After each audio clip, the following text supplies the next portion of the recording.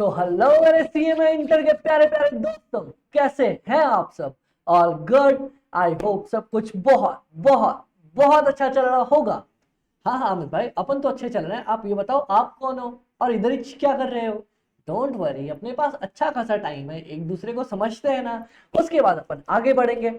ठीक है अमित भाई, चलो बताओ आप कौन हो। आ जाओ, एक एक करके स्टार्ट करते हैं, पहले धीरे धीरे अपनी कॉन्वर्सेशन। चलो, मैं हूं CA Amit Sharma. I am a chartered accountant. I recently cleared my CA examinations in May 23 and currently I am associated with Fast Education for some of the subjects that I love the most. Ahmed भाई क्या बात कर रहे हो? देखो, अगर मैं अपनी पूरी जर्नी की बात बताऊं ना, तो मैंने सीए कंप्लीट किया May 23 अटेम्प्ट में। उससे पहले I completed my articleship from KPMG, जहां पे मैंने ऑडिट पे पूरा काम किया था। और अपनी लास्ट ईयर ऑफ ट्रेनिंग में मैंने इंडस्ट्रियल ट्रेनिंग करी थी गोल्डमैन सैक्स से, जो one of the top most investment banking firm है। हाँ जी अमित भाई, नाम तो थोड़ा बहुत अपन ने भी सुन रखा है। वहां पे मैं एफपीएनए डोमेन में काम कर रहा था। अमित भाई, ये एफपीएनए डोमेन क्या है? देखो बताते हैं। क्या आपने कभी सोचा कि हम किसी चीज की कॉस्ट वगैरह निकाला करते हैं? हाँ अमित भाई, बताते ना कि यार इसका 10 रुपए दाम है, 20 रुपए दाम है। वो प्राइस कैसे निकलती है? क्या अब कभी आपने घर में मम्मी को बजट बनाते देखा है कि अजी सुनिए ना, इस बार 10 किलो आटा चाहिए, 5 किलो गेहूं चाहिए, और ये चाहिए और वो चाहिए, और इसके लिए इतने सारे रुपए चाहिए। हाँ अमित भाई, बजट बनाते तो देखा है। आपको क्या लगता है, बड़ी बड़ी कंपनीज में जब कोई भी सामान खरीदना होता है, कोई एसेट्स लेने होते हैं, कोई भी चीज में इन्वेस्टमेंट करनी होती है, तो बजट बनता होगा। एग्जैक्टली अमित भाई। तो एंटायर कंपनी का एक्सपेंसेस, उसके बजट कैसे बनेगा, कितना एलोकेट करना है, ये सारी चीजें कवर करता है एफपीएनए डोमेन। मतलब अगर इन शॉर्ट बोलूं तो कॉस्ट, फाइनेंशियल मैनेजमेंट और स्ट्रेटेजिक मैनेजमेंट, ये ऐसे पेपर हैं जो एफपीएनए में सबसे ज्यादा काम आते हैं। और ये तीनों पेपर मैंने प्रैक्टिकली इंप्लीमेंट करके देखे हैं। तो अगर मैं बोलूं तो तीन ऐसे पेपर्स हैं जो मेरी जान है, जिनसे मैं बहुत ज्यादा मोहब्बत करता हूं। वो है कॉस्ट, फाइनेंशियल मैनेजमेंट और स्ट्रेटेजिक मैनेजमेंट। ठीक है अमित भाई, चलो समझ में आया। आप और आपकी मोहब्बत तो समझ में आ गई। अब आप ये तो बताओ कि आप यहाँ पे क्या कर रहे हो? मैं यहाँ पे अपनी मोहब्बत पूरी करने आया हूँ। है अमित भाई, क्या क्या क्या क्या क्या? देखो, I am associated with Fast Education as a faculty for CA inter, costing, financial management and strategic management. और भैया हमने तो एक चीज सोच ली थी, क्या? जहां हमारी मोहब्बत वहां पे हम बोले तो। फिर उसके बाद मैंने देखा कि बाबा, सीए में, इंटर में भी कॉस्ट हमारी जो पहली मोहब्बत है, वो फाइनेंशियल मैनेजमेंट, ओके अमित भाई, और मैनेजमेंट अकाउंटिंग, ये तीन ऐसे पेपर्स हैं जो सीएमए में अवेलेबल है। तो अपन ने सोचा जहां अपनी मोहब्बत वहां पे अपन। तो उसके बाद अब सीएमए इंटर वाले बडीज के लिए मैं लेने वाला हूं तीन पेपर्स। कौन कौन से? Paper number 8 cost accounting, paper number 11 financial management and paper number 12 management accounting. Amit भाई, एफएम में तो डाटा एनालिटिक्स भी है ना? अरे बाबा डोंट वरी, ये डाटा एनालिटिक्स हमारी पूरी एंड पूरी फाइनेंशियल मैनेजमेंट से ही रिलेटेड है। तो अगर मैं बोलना चाहूं आप लोगों को, तो रुको मैं जरा अच्छी सी राइटिंग में लिख के दिखाता हूं। ओके अमित भाई, तो अपने सीएमए वाले बडीज के लिए मैं लेने वाला हूं, कवर करने वाला हूं कुछ तीन पेपर्स। कौन कौन से अमित भाई? सबसे पहले पेपर नंबर 8, जो कि है आपका कॉस्ट अकाउंटिंग। उसके बाद आपका पेपर नंबर 11, जो कि है financial management and data analytics. और उसके बाद आपका पेपर नंबर 12, जो कि है हमारा मैनेजमेंट अकाउंटिंग। क्या बात कर रहे हो अमित भाई? एग्जैक्टली आप में से बहुत सारे लोगों ने शायद शायद शायद शायद क्या यार, हमें उम्मीद है अच्छा खासा ही, कि आप लोगों ने हमारी वीडियो जरूर देखी होंगी, जिसमें हमने सीए इंटर की कॉस्ट, फाइनेंशियल मैनेजमेंट को बहुत ही ज्यादा प्यारे तरीके से कवर कर रखा था। हाँ अमित भाई, थोड़ी बहुत वीडियोस तो देखिए, एक बार जरा डिटेल में बता सकते हो क्या? एकदम बता सकते हैं आप लोगों को। पर उससे पहले वो चीजें तो अपन देखेंगे, एक बार देखते हैं कि हमारी जर्नी क्या कैसे होने वाली है। अमित भाई, जर्नी देखो, जब भी आप कहीं जाते हो, कहीं पहुंचने की ट्राई करते हो, कहीं आपका एंड गोल होता है, कुछ चीजें ऐसी होती है ना जो आपकी जर्नी स्टार्ट करने से पहले आपको पता होना चाहिए। अमित भाई, क्या क्या पता होना चाहिए? देखो, एक तो सबसे पहले पता होना चाहिए कि हमें जाना किधर है। अरे ऑब्वियस है ना बाबा, जहां पे आपको एंड पहुंचना है रास्ता तो पता होना चाहिए ना। अगर ना पता होगा तो आप तो पूरे रास्ते कंफ्यूज ही जाओगे, अरे बाबा पहुंचना किधर है, किधर से जाएं, किधर को पहुंचे। हाँ जी अमित भाई। दूसरा आपको ये पता होना चाहिए कि अमित भाई क्या इस जर्नी में अपन अकेले होने वाले एकदम सुनसान बोरिंग से, या फिर हमारे साथ कोई होने वाला है। डन। थर्ड, आपको ये देखना है कि इस पूरी जर्नी में क्या क्या चीजें सीखने को, देखने को, समझने को मिलने वाली है। हाँ, तो आपकी सीएमए की जर्नी भी ना कुछ ऐसी ही है। अमित भाई सीएमए की जर्नी, अरे बाबा इतना टाइम इन्वेस्ट करते हो तो सीएमए भी आपकी जर्नी के बराबर हुई ना। कैसे अमित भाई? आपका एंड गोल है यहाँ पे कि आपको CMA cost and management accountant बनना है। हाँ जी अमित भाई, उसके लिए आपको सबसे पहले अपने सीएमए फाइनल्स क्लियर करने पड़ेंगे। उससे पहले अभी आपको सीएमए इंटर के एग्जाम्स क्लियर करने पड़ेंगे। हाँ जी अमित भाई, बात तो एकदम आपकी सही बोल रहे हो। चलो, तो जर्नी में ये तो पता चला हमें पहुंचना है सीएमए तक, chart cost and management accountant. पर उससे पहले अपना सीएमए फाइनल्स, उससे पहले सीएमए इंटर अपने को कंप्लीट करना पड़ेगा। तो सीएमए बनने के लिए अभी का मेरा करंट गोल क्या होगा? मेरे को सीएमए इंटर क्लियर करनी है। डन। सेकंड पॉइंट, अमित भाई इस जर्नी में कौन होने वाला है? ये आपको बंदा दिख रहा है क्या, एक डिग्री पकड़ा हुआ? हाँ जी अमित भाई, ये बंदा तो दिखाई दे रहा है, ये हूं मैं, आप जैसा जानते हो, सीए अमित शर्मा। मैंने अपने बारे में डिटेल्स दे दी है। तो पूरी आपकी इस इंटायर जर्नी में आपके इन 3 पेपर्स के लिए, कौन कौन से अमित भाई? आपका पेपर नंबर 8, पेपर नंबर 11 और पेपर नंबर 12, इन 3 पेपर्स के लिए मैं आपके साथ होने वाला हूं। जब भी आपको जरूरत हो, जैसी भी जरूरत हो, आपका अमित भाई आपके लिए अवेलेबल रहेगा। अच्छा, हमारी क्लासेस स्टार्ट करने से पहले एक बहुत स्ट्रिक्ट नियम है, मैं बहुत खड़ूस टीचर हूं और मैं आपको पहले ही बता देता हूं। इनफैक्ट ये नियम तो आपको फॉलो करना पड़ेगा। जब आप अपनी आर्टिकलशिप पीरियड में जाओगे ना, आप देखोगे कि बड़ी बड़ी कंपनीज में, बड़े बड़े फर्म्स में, वहां पे कभी भी सर या मैडम का कल्चर अब नहीं चलता। कितने भी सीनियर आदमी हो, आप उनको नाम से ही रेफर करते हो। तो मैं अपनी क्लासेस में आपको 3 ऑफर देने वाला हूं। क्या बात कर रहे हो अमन भाई, ऑफर? हाँ जी, आप मुझे अपनी क्लासेस में या तो डायरेक्ट मेरे नाम अमित से रेफर कर सकते हो, या फिर आप मुझे अमित भाई बोल सकते हो, अमित भैया बोल सकते हो। बहुत सारे लोग मुझे अमित भाई करके बुलाते हैं, योर्स अमित भाई। ठीक है, तो आज से आप में से कोई भी मुझे कभी भी सर नहीं बुलाएगा, या तो बुलाओ अमित भाई या तो सीधा भाई बोलो, चलेगा अपने को। अरे अपन भाई वाला लेवल मेंटेन करके रखते ना, सर वाले लेवल में ना एक थोड़ा सा डाउट आ जाता है यार। अब पूछेंगे सर क्या बोलेंगे, सर को कैसा लगेगा, मैं कैसी सिली डाउट पूछ रहा हूँ। भाई वाले लेवल पे अरे भाई बताना यार, समझ नहीं आ रहा, तू तो भाई है ना अपना, है कि नहीं? हाँ जी अमित भाई। तो इसीलिए आप लोग कभी भी कोई भी कैसी भी डाउट हो, ये ना सोचना कि यार सर से पूछने जा रहा हूं, सर ये तो नहीं सोचेंगे कि इतनी टफ डाउट्स है, इतना सिली पूछ रहा है मेरे से, क्या क्या पूछ रहा है। आप अपने भाई से पूछने जा रहे हो और भाई से कभी भी पूछने में कोई संकोच नहीं रखते। डन अमित भाई, done done done done done. उसके बाद अब थर्ड इंपॉर्टेंट चीज आती है कि आपकी जर्नी में क्या क्या चीजें होने वाली है, कौन कौन सी चीजें कैसे कैसे अपन पढ़ने वाले हैं। अगर मैं आपको बताऊं ना, ये जो आपकी पूरी कॉस्ट एंड मैनेजमेंट अकाउंटेंट में हमारा पेपर नंबर 8 कॉस्टिंग की जर्नी होने वाली है, इसमें आपको 3 प्यारी चीजें मिलने वाली है। अमित भाई कौन कौन सी? सबसे पहले आपको मिलने वाला है हमारा प्यारा सा हैंड रिटन नोट्स।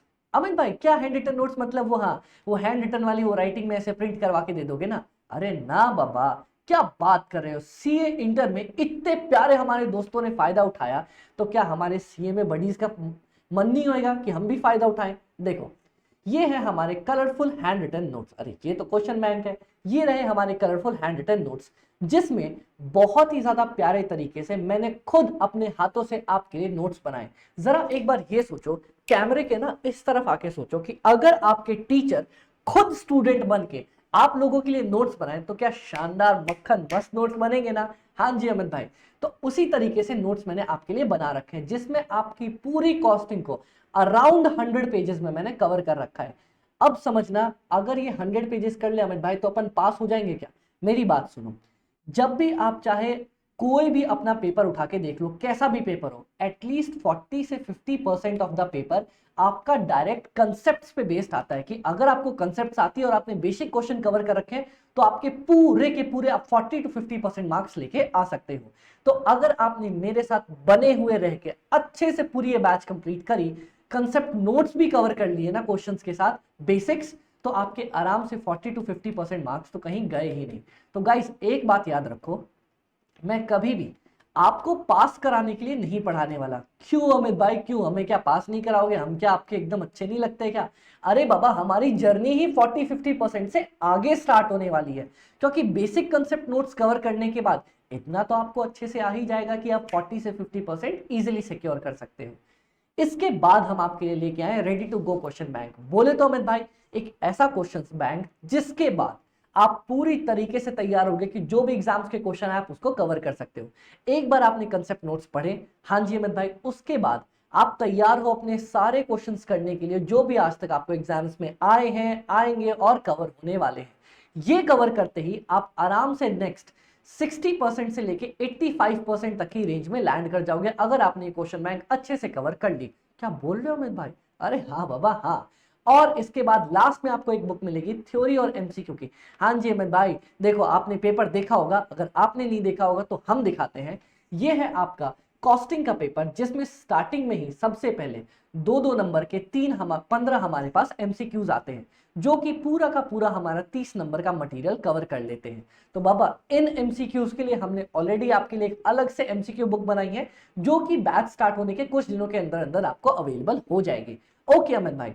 अच्छा अमित भाई, साथ ही साथ आप ये भी बता दो, क्या हमारा फोकस इस एमसीक्यू पे होना चाहिए या 70 नंबर वाले प्रैक्टिकल क्वेश्चंस पे? अगर आपने 70 नंबर वाले प्रैक्टिकल क्वेश्चंस कवर किए ना, ये एमसीक्यूज तो बेसिकली आपके थ्योरी से आधे कवर हो जाएंगे और आधे आपके प्रैक्टिकल पोर्शन से ही कवर हो जाएंगे।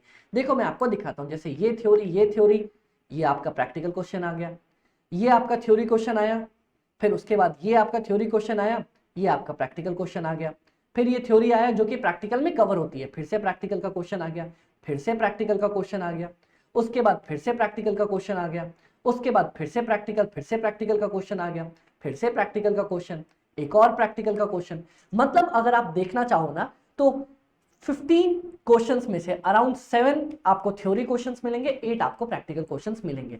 तो बाबा, आपका 70 मार्क्स का प्रैक्टिकल नहीं होता, आपका प्रैक्टिकल होता है 17 + 16, 86 मार्क्स का।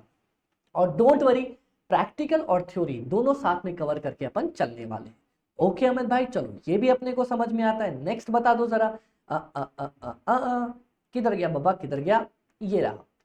इसके बाद जो थ्योरी एंड एमसीक्यू बुक होगी, वो अगर आपने अच्छे से कवर कर लिया तो गाइस बिलीव मी, 86% से लेके नेक्स्ट यहाँ 50 होना चाहिए बाबा, 86% से लेके आप 100% वाली कैटेगरी में लैंड कर सकते हो। अमित भाई क्या बात कर रहे हो, 100 आए क्या कभी किसी के? ये बताओ, आ नहीं सकते क्या? अगर आपने सब कुछ करेक्टली सॉल्व किया तो 100 देगा नहीं क्या इंस्टीट्यूट? पक्का देगा ना, पक्का, कोई टेंशन की बात नहीं, 100% मार्क्स देगा।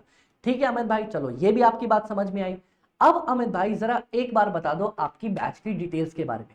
जैसा आप लोग जानते हो, हम आपके लिए पेपर नंबर 8 कॉस्ट अकाउंटिंग की बैच लेके आए हैं, जिसमें हमारे पास हमारी पूरी की पूरी बैच कवर करी गई है 150 से 160 आवर्स में। अमित भाई इतने टाइम में हो जाएगा क्या? अरे इतने मक्खन तरीके से होगा ना, आपको लगेगा अमित भाई पढ़ भी लिया, रिवाइज भी हो गया, समझ भी आ गया, कंसेप्ट भी कवर हो गया, सब कुछ हो गया। ओके, 75 डेज की बैच होगी, 2 आवर्स की ईच बैच होगी। थोड़ा बहुत 10-15 मिनट ऊपर नीचे होगा तो आई होप आप लोग गुस्सा नहीं करोगे। डन अमित भाई। इसके बाद पूरा हमने ICMAI का मटेरियल कवर कर रखा है। कोई भी ऐसा कंसेप्ट नहीं होगा जो आपको लगेगा अमित भाई ये तो मिला ही नहीं, मैंने मैच करके भी देख लिया। अपन सब कुछ साथ में कवर करके चलेंगे। ओके अमित भाई। इसके बाद आपको आपको आपको 5 यूनिट टेस्ट और 3 फुल टेस्ट मिलने वाले हैं। मतलब अमित भाई देखो, मैंने पूरे सिलेबस को ना आपके कुछ पार्ट्स में डिवाइड कर दिया। जैसे मान लो कि अमित भाई अगर आपका पूरा 15 चैप्टर्स का सिलेबस है तो मैंने डिवाइड कर दिया है उसको 1 2 3 4 5 3 करके 5 यूनिट्स के अंदर। पहला यूनिट 3 चैप्टर का, फिर 3 चैप्टर का। तो जैसे जैसे आप यूनिट कंप्लीट करते जाओगे आपको क्वेश्चन पेपर मिल जाएंगे, जिससे आप आराम से टेस्ट अपना दे सकते हो। उसके बाद आंसर शीट भी मिल जाएगी आपको, सजेस्टेड आंसर, तो इवेल्युएट भी हो पाएगा कि बाबा कैसा सही है कैसा नहीं। तो हमारे साथ आप पढ़ने भी वाले हो, सीखने भी वाले हो, प्रैक्टिस करने भी वाले हो, गलतियां करने भी वाले हो, सुधरने भी वाले हो, और बहुत सारी चीजें। ठीक है अमित भाई। अमित भाई एक बात बता दो, आपने ये अपने कलरफुल नोट्स तो हमें दिखाए जो इतने प्यारे तरीके से आपने खुद से लिख रखे हैं। जैसे आप देख रहे हो ये फर्स्ट चैप्टर के नोट्स हैं, ये वो नोट्स हैं जो अभी हम साथ में मिलकर कवर करने वाले हैं। इसके बाद आप नेक्स्ट यहाँ पे देख पा रहे हो हम आपको कलरफुल क्वेश्चन बैंक भी देने वाले हैं। एंड यकीन मान लो गाइस, कलरफुल क्वेश्चन बैंक का इतना प्यारा फायदा होता है जब आप क्वेश्चंस प्रैक्टिस कर रहे होते हो, कभी भी आपको ऐसा नहीं लगता कि अमित भाई यार कितना बोरिंग बनता चला जा रहा है, अपने पास समझ ही नहीं आ रही चीजें, कितना एकदम मतलब बोरिंग मटेरियल हो रहा है।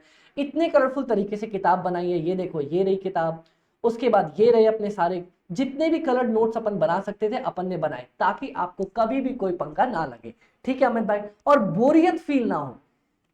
बुक्स ऐसी होनी चाहिए कि यार जब आप बोर हो रहे हो तब उनको ओपन करो, और मैंने अपनी बुक्स ऐसे बनाई कि जब आप पढ़ पढ़ के बोर हो जाओगे तब बोलोगे यार अब लेके आओ अमित भाई का सब्जेक्ट, अब हम पढ़ेंगे, अब उसमें मजा आएगा। डन? ओके अमित भाई। इनफैक्ट इसके बाद ना जो सब लोगों को सबसे बड़ी टेंशन होती है कि अमित भाई चलो हम आपके सामने तो नहीं बैठे, हम आपसे ले रहे हैं ऑनलाइन का कोर्स, आपसे बातें मान लो गपशप करनी हो, कोई डाउट्स पूछना हो, कैसे हो पाएगा? तो तीन चीजें हैं यहाँ पे। कौन कौन सी? सबसे पहला है हमारा टेलीग्राम चैनल, जिसमें fast cost FM by AB, ये टेलीग्राम चैनल है जिसमें आपकी कोई भी कैसी भी कभी भी जो भी डाउट्स हो आप हमसे आराम से पूछ सकते हो। जितने भी कोर्सेज के अपडेट्स हुए, नोट्स हुए, फ्री नोट्स हुए, फ्री क्वेश्चंस हुए, जो भी जैसी चीज आपको लगेगी वो हम आपको टेलीग्राम पे प्रोवाइड करते हुए चलेंगे। क्या बात कर रहे हो अमित भाई? हाँ जी। इसके बाद हमारा YouTube channel fast cost FM by AB, जैसा आप देख पा रहे हो सकता है ये पहला लेक्चर आप यूट्यूब पे देख रहे हो, और अगर ना तो गाइस फटाफट से तो सबसे पहले तो यहाँ से उठो, भागो और इस चैनल को सब्सक्राइब करो, क्योंकि जितना भी नया कंटेंट, रिवीजन हो गई, मैराथन हो गई, फ्री में कंटेंट्स हो गए, वो सब आपको इसी चैनल पे मिलने वाले हैं। ठीक है अमित भाई, आपकी ये बात भी हमने समझी। इसके बाद अगर मान लो आपको ऐसा लगे कि अमित भाई डाउट्स तो अपने क्लियर ना हो रहे यार, एक बार आपसे बात करनी है, एक बार समझना है, ठीक है बाबा, तो ये रहा मेरा पर्सनल व्हाट्सएप नंबर 7903479393, जिस पे आप मुझे कभी भी एनी टाइम व्हाट्सएप कर सकते हो अपनी डाउट्स के रिजोल्यूशन के लिए। प्लीज रिक्वेस्ट है कॉल हल्का सा अवॉइड करना, क्योंकि मैं कभी क्लासेस में होता हूँ, कभी रिकॉर्डिंग्स पे होता हूँ, कभी कभी क्या होता है ना स्टूडेंट्स रात के 2 बजे फोन करते हैं, हेलो अमित सर से बात हो रही है? मैं बोला हाँ भाई बोल तो अमित भाई रहा हूँ, अमित भाई डाउट है। अब 2 बजे आपके अमित भाई आधी नींद के अंदर होते हैं और स्टूडेंट्स डाउट पूछ लेते हैं, तो आप अगर मेरे को व्हाट्सएप ड्रॉप करके रखोगे तो पक्का मैं जब उठूंगा सुबह तो सबसे पहले आपकी डाउट ही रिजॉल्व करके दूंगा। इसीलिए ट्राई करना, कभी भी कोई डाउट्स हो आप आराम से मुझे व्हाट्सएप कर सकते हैं। चलो अमित भाई ये तो हो गई आपके बारे में डिटेल्स। अब मैं आप लोगों से एक रिक्वेस्ट करूंगा, क्या जो भी ये क्लासेस देख रहा है आप मुझे अभी एक मैसेज भेजने वाले हो। अमित भाई कैसा मैसेज? चलो मैं मैसेज भी ड्राइव कर देता हूं।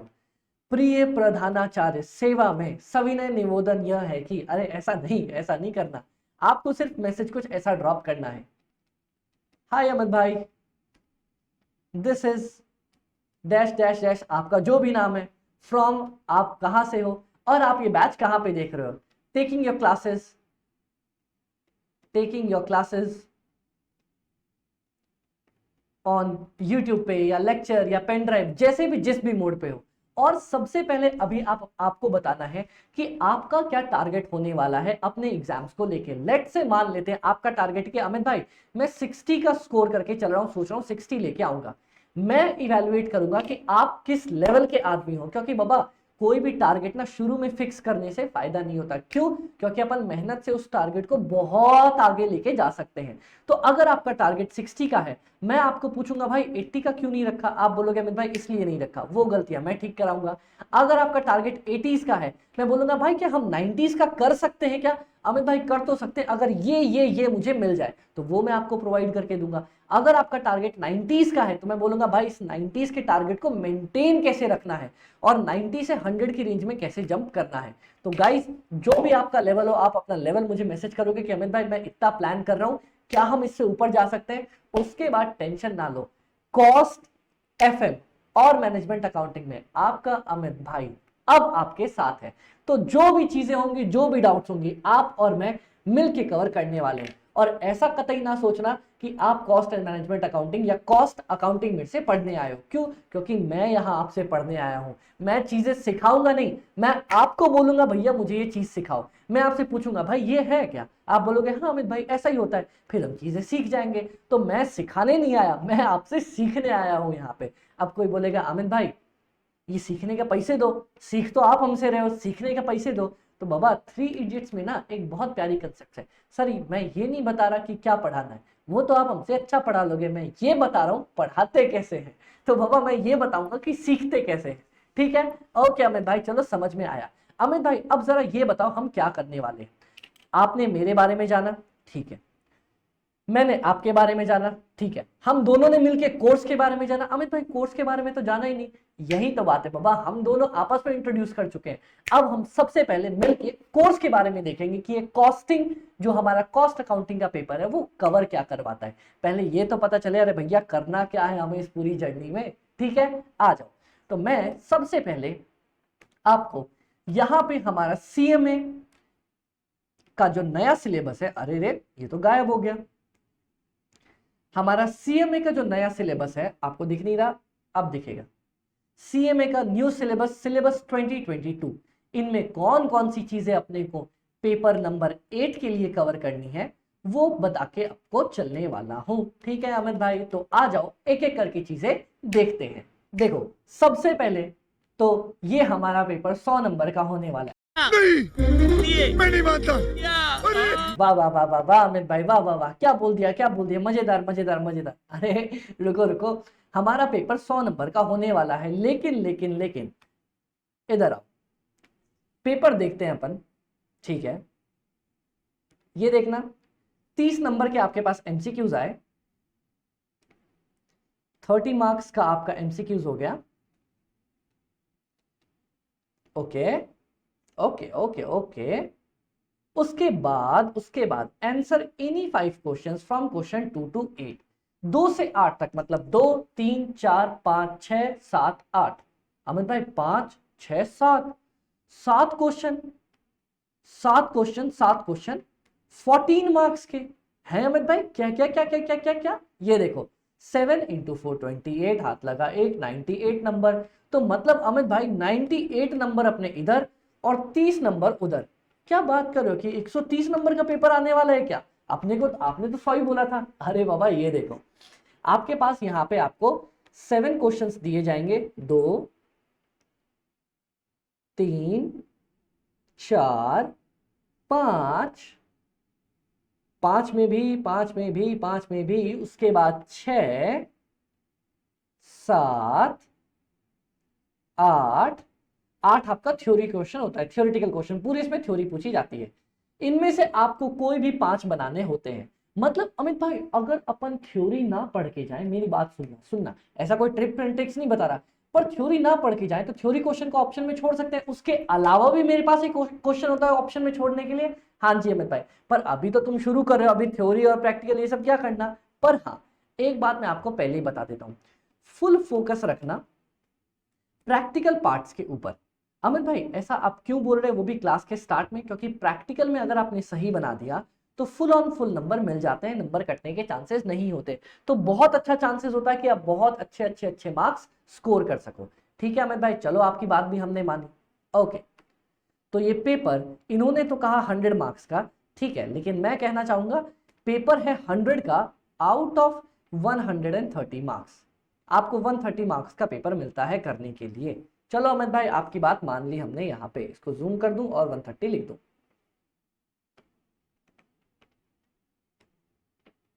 ओके, मानिए आपकी बात। उसके बाद अगर मैं आपको सिलेबस दिखाना चाहूं, सबसे पहला chapter introduction to cost accounting, जिसमें कॉस्ट अकाउंटिंग क्या है वो बताएंगे। मतलब देखो बिल्ली कौन, जो बिल्ली की तरह म्याऊं म्याऊं करती है उसका नाम बिल्ली है। वाह वाह अमित भाई, मतलब मैं बिल्ली की तरह म्याऊं म्याऊं म्याऊं करूं तो मैं बिल्ली? अरे नहीं, हम देखेंगे यहाँ पे, ये मेरा एक वो बोलते हैं ना कॉमन डायलॉग, जिसको तकिया कलाम बोला जाता है, अपन वो यूज करते हैं क्लास में, बहुत सारी कंसेप्ट समझने में आसानी करता है।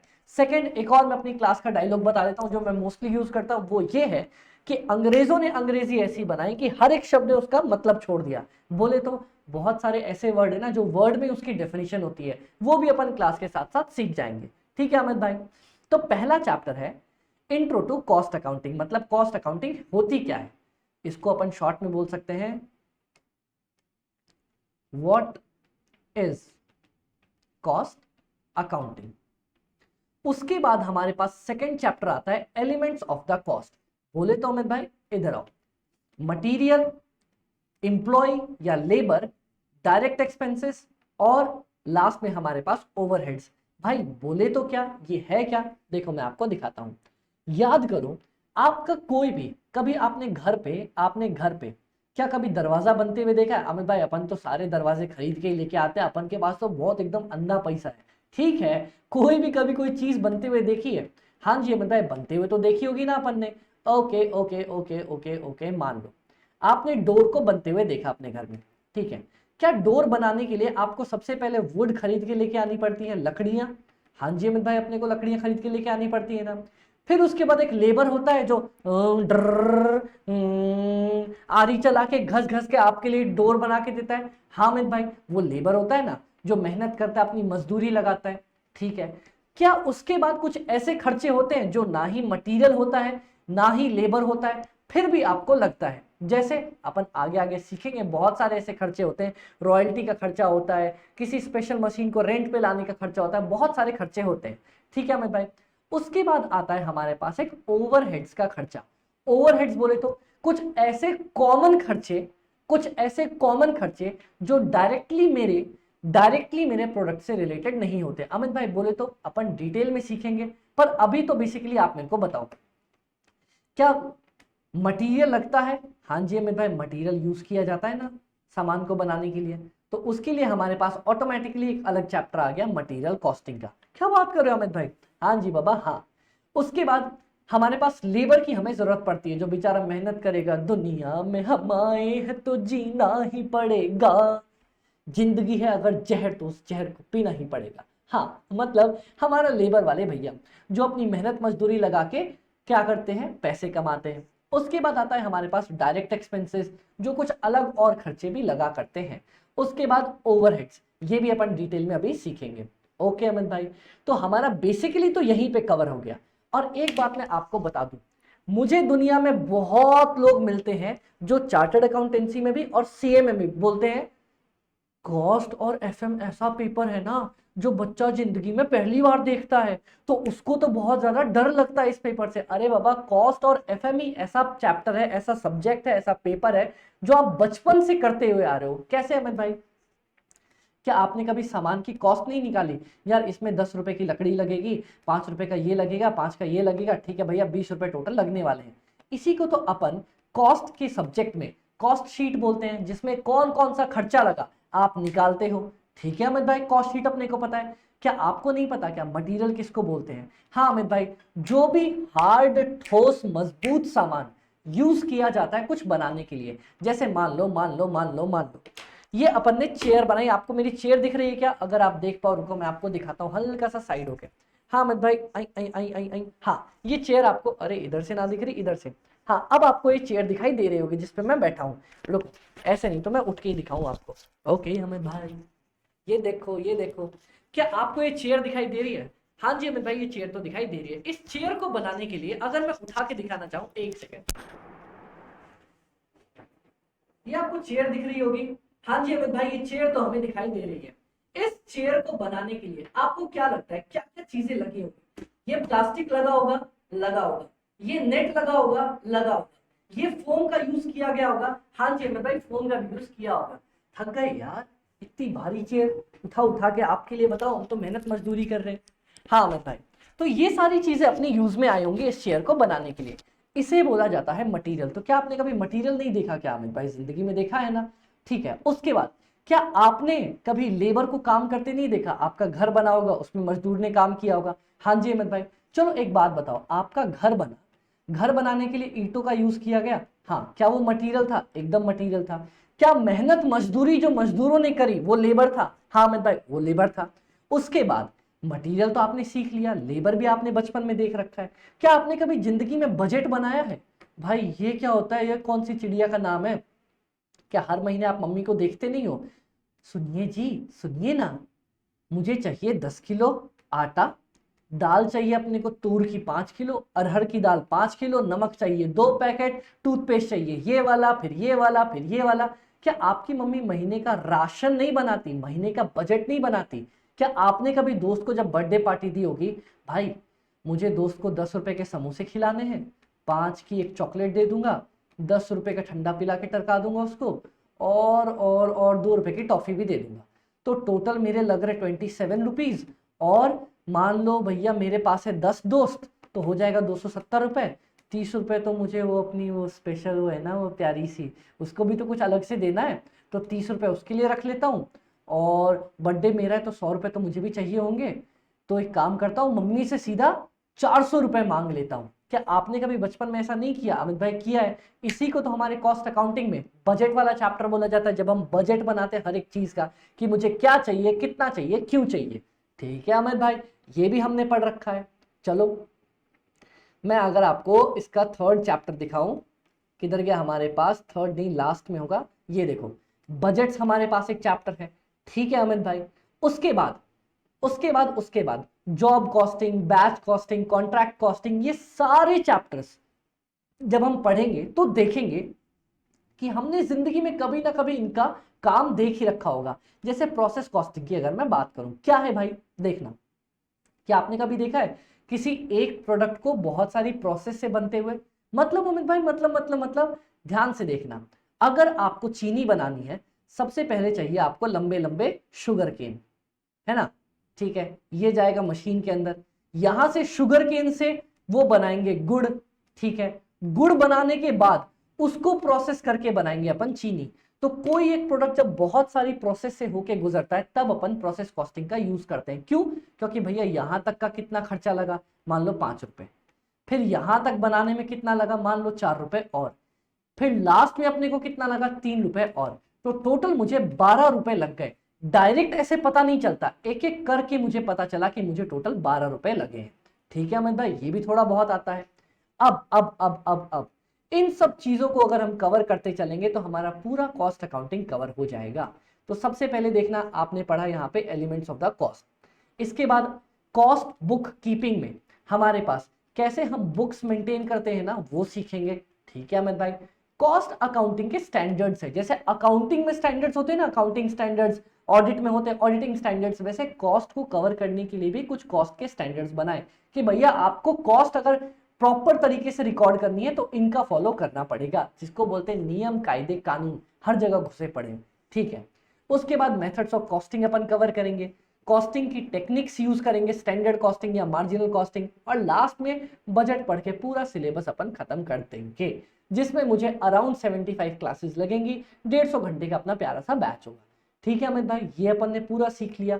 तो ये है आपका 100 मार्क्स का पूरा paper. And believe me guys, believe me, जब हम अपनी लास्ट क्लासेस तक पहुंचेंगे, मैं आज ही आपको बोल रहा हूं, आप मेरे को बोलोगे कि अमित भाई इतने प्यारे तरीके से, इतने मस्त मक्खन तरीके से हमने सॉल्व किया, ऐसा क्वेश्चन ही कोई नहीं है जो अपने को सॉल्व नहीं होता, सब बनते चले जाते हैं प्रॉपर नोट्स के थ्रू। तो गाइज यकीन मानो, अगर आपने अपने अमित भाई को चूज किया है ना, तो a big big big thank you. And believe me, मैं आपके साथ एंड तक रहने वाला हूं, जब तक मैं आपके एग्जाम्स क्लियर ना करा दूं उस डेट तक आपके अमित भाई आपके साथ है। और उसके बाद भी अगर आपको अमित भाई भूले भटके याद रह गए कि अरे हाँ यार इंटर में पढ़ा था इनसे थे, तो मैं आपको जरूर मिलूंगा। ओके अमित भाई, चलो इतना करने के बाद अब हम आज क्या करने वाले हैं? अमित भाई पहली क्लास है, क्या करने वाले हो? कुछ एकदम पढ़ाई वढ़ाई होगी क्या?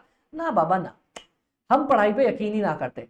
पहली क्लास है, थोड़ी गुफ्तगू होंगी, बातें होंगी, दोस्ती होगी, यारी होगी, भाईचारा होगा, उसके बाद अपन पढ़ना स्टार्ट करेंगे। ठीक है, तो आज की क्लास में मैं आपको बस बेसिक्स में इंट्रोडक्शन टू कॉस्ट अकाउंटिंग वाला पार्ट पढ़ाने वाला हूं कि भैया कॉस्ट किसको बोलते हैं, कॉस्ट अकाउंटिंग किसको बोलते हैं, कॉस्ट मैनेजमेंट अकाउंटिंग किस उड़ती चिड़िया का नाम है, ये सारी चीजें अपन कवर करने वाले हैं।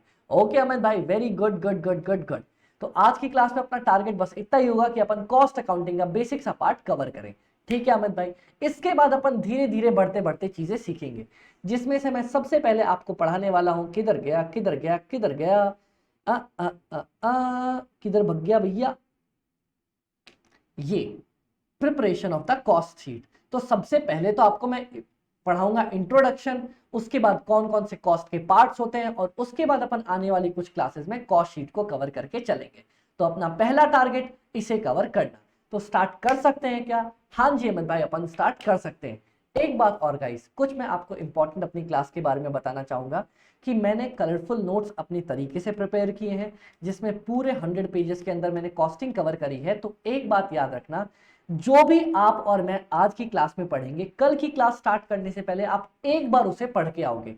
अगर मान लो मैंने कोई होमवर्क क्वेश्चन दिया है तो एक बार आप उसको लिख के जरूर आओगे। इससे क्या होगा, मैं सबसे पहले पिछली क्लास में जो आपको पढ़ाया था वो तो रिवाइज करवाऊंगा ही, तो आपका भी माइंड ब्रश अप रहेगा। और ऐसा होगा कि ये बैच तो 3 महीने तक चलने वाली है ना, तो चीजें आप जाके भूल नहीं जाओगे। आप भूल नहीं जाओगे कि अमित भाई अरे पहले में क्या पढ़ा था ये तो याद ही नहीं है। जैसे जैसे चीजें ब्रश अप करते रहोगे वैसे वैसे आपको याद रहती रहेंगी और बहुत मजा आएगा, क्योंकि पूरा कॉस्ट को मैं ऐसा इंटरलिंक एक से एक से एक से एक से एक ऐसे करके पढ़ाऊंगा कि लास्ट तक पहुंचते पहुंचते लगेगा आपको अमित भाई ये तो सारी सीरीज अपने को आती है। और अगर ये कॉन्फिडेंस आ जाए ना, तो मेरी क्लास का एक ही मोटो होता है, क्या, अगर खुशी से पेपर देके आओगे तो मार्क्स तो आपके झक मार के पीछे आने वाले हैं।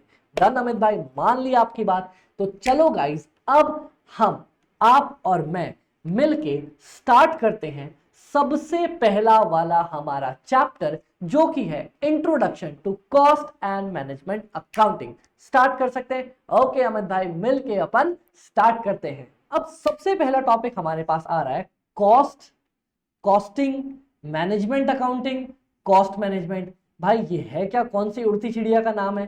देखो, कॉस्ट अकाउंटिंग या कॉस्ट एंड मैनेजमेंट अकाउंटिंग में ना हमारे पास कुछ चीजें अलग अलग करके आती हैं। सबसे पहले तो आपको दिखाई देगा कॉस्ट किसको बोलते हैं।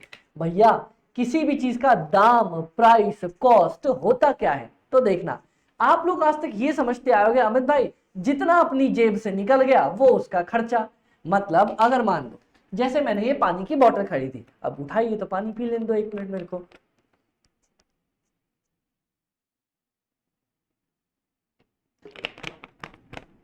हाँ, अब मान लो अगर मैंने ये पानी की बोतल खरीदी, ठीक है अमित भाई, इसको खरीदने में मेरे 20 रुपए लग गए। ओके अमित भाई, तो वो तो इसकी कॉस्ट हो जाएगी। हाँ, पर कॉस्टिंग में एक अलग कंसेप्ट भी और जुड़ता है।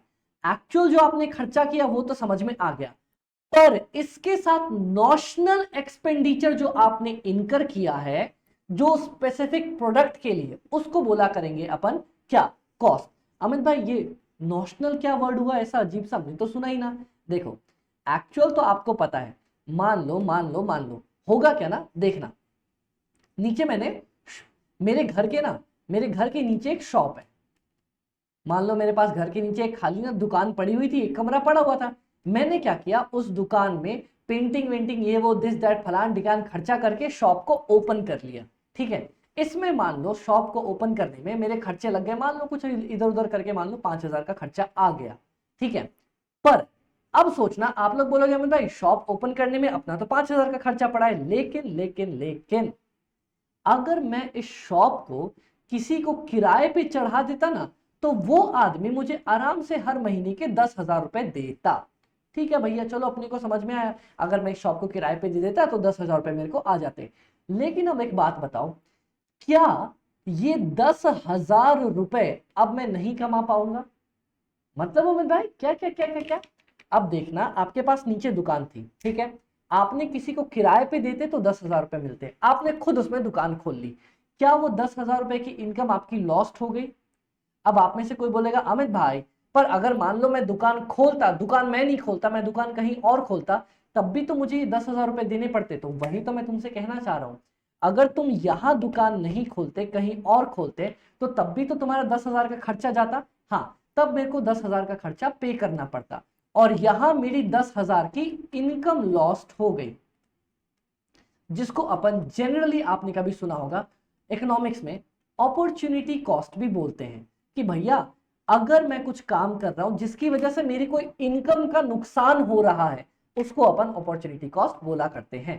ठीक है अमित भाई, तो कॉस्ट में आज के बाद हमेशा याद रखना, क्या अमित भाई, जितना आपकी जेब से जाए, फिर से सुनना और मेरे साथ साथ बोलना। देखो ये डेफिनेशंस कहीं लिखी नहीं होती, पर पूरा कॉस्ट में आपको ऐसे पढ़ाऊंगा जैसे मैं, अपन क्या करते हैं, वो किसी गांव वाले को नहीं समझाते, अरे भैया आपको मालूम है का भैया, अरे आपको मालूम है कॉस्ट किसको कहते हैं? तो जब हम बेसिक किसी नॉर्मल ऐसे आदमी को समझाए ना जिसको कुछ भी नहीं आता, तब जाके हम आसान से चीजें समझ सकते हैं।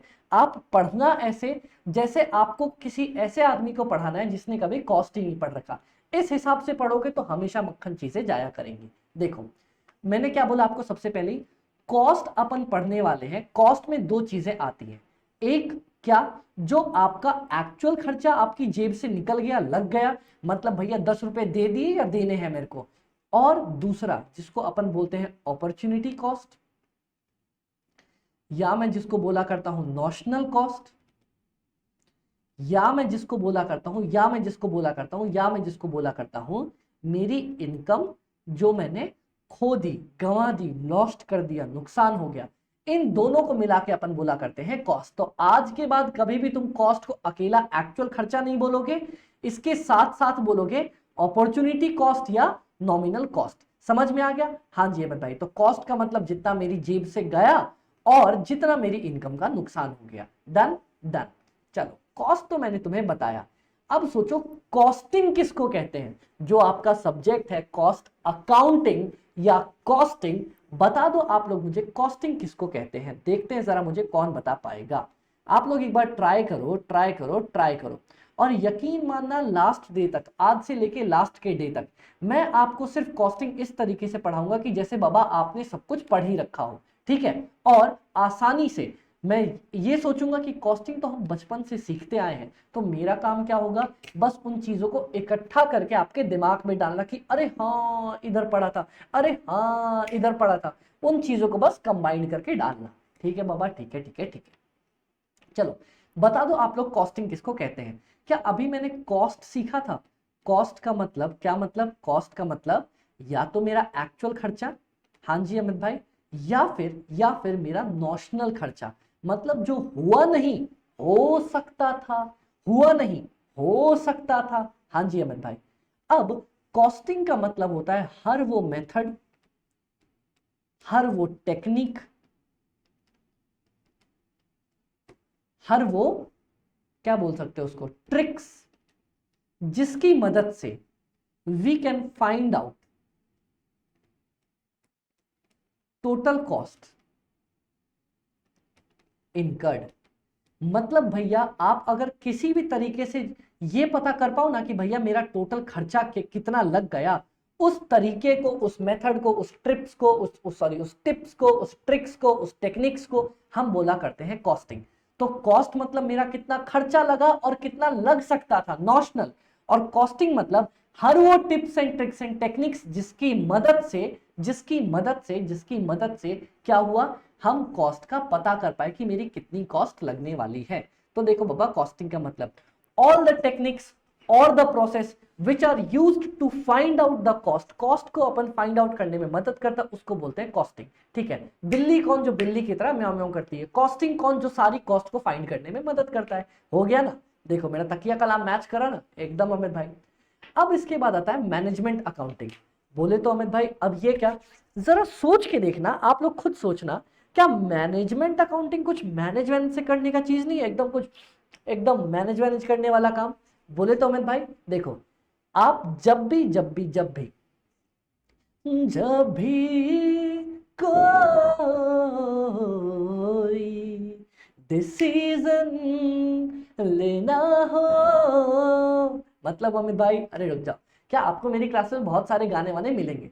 अब होगा क्या, अगर मान लो आपको कोई डिसीजन लेना है, मुझे फैसला लेना है कि मैं करूं या ना करूं, तो डिसीजन लेने से पहले आपको इंफॉर्मेशन चाहिए होगी, सारी इंफॉर्मेशन।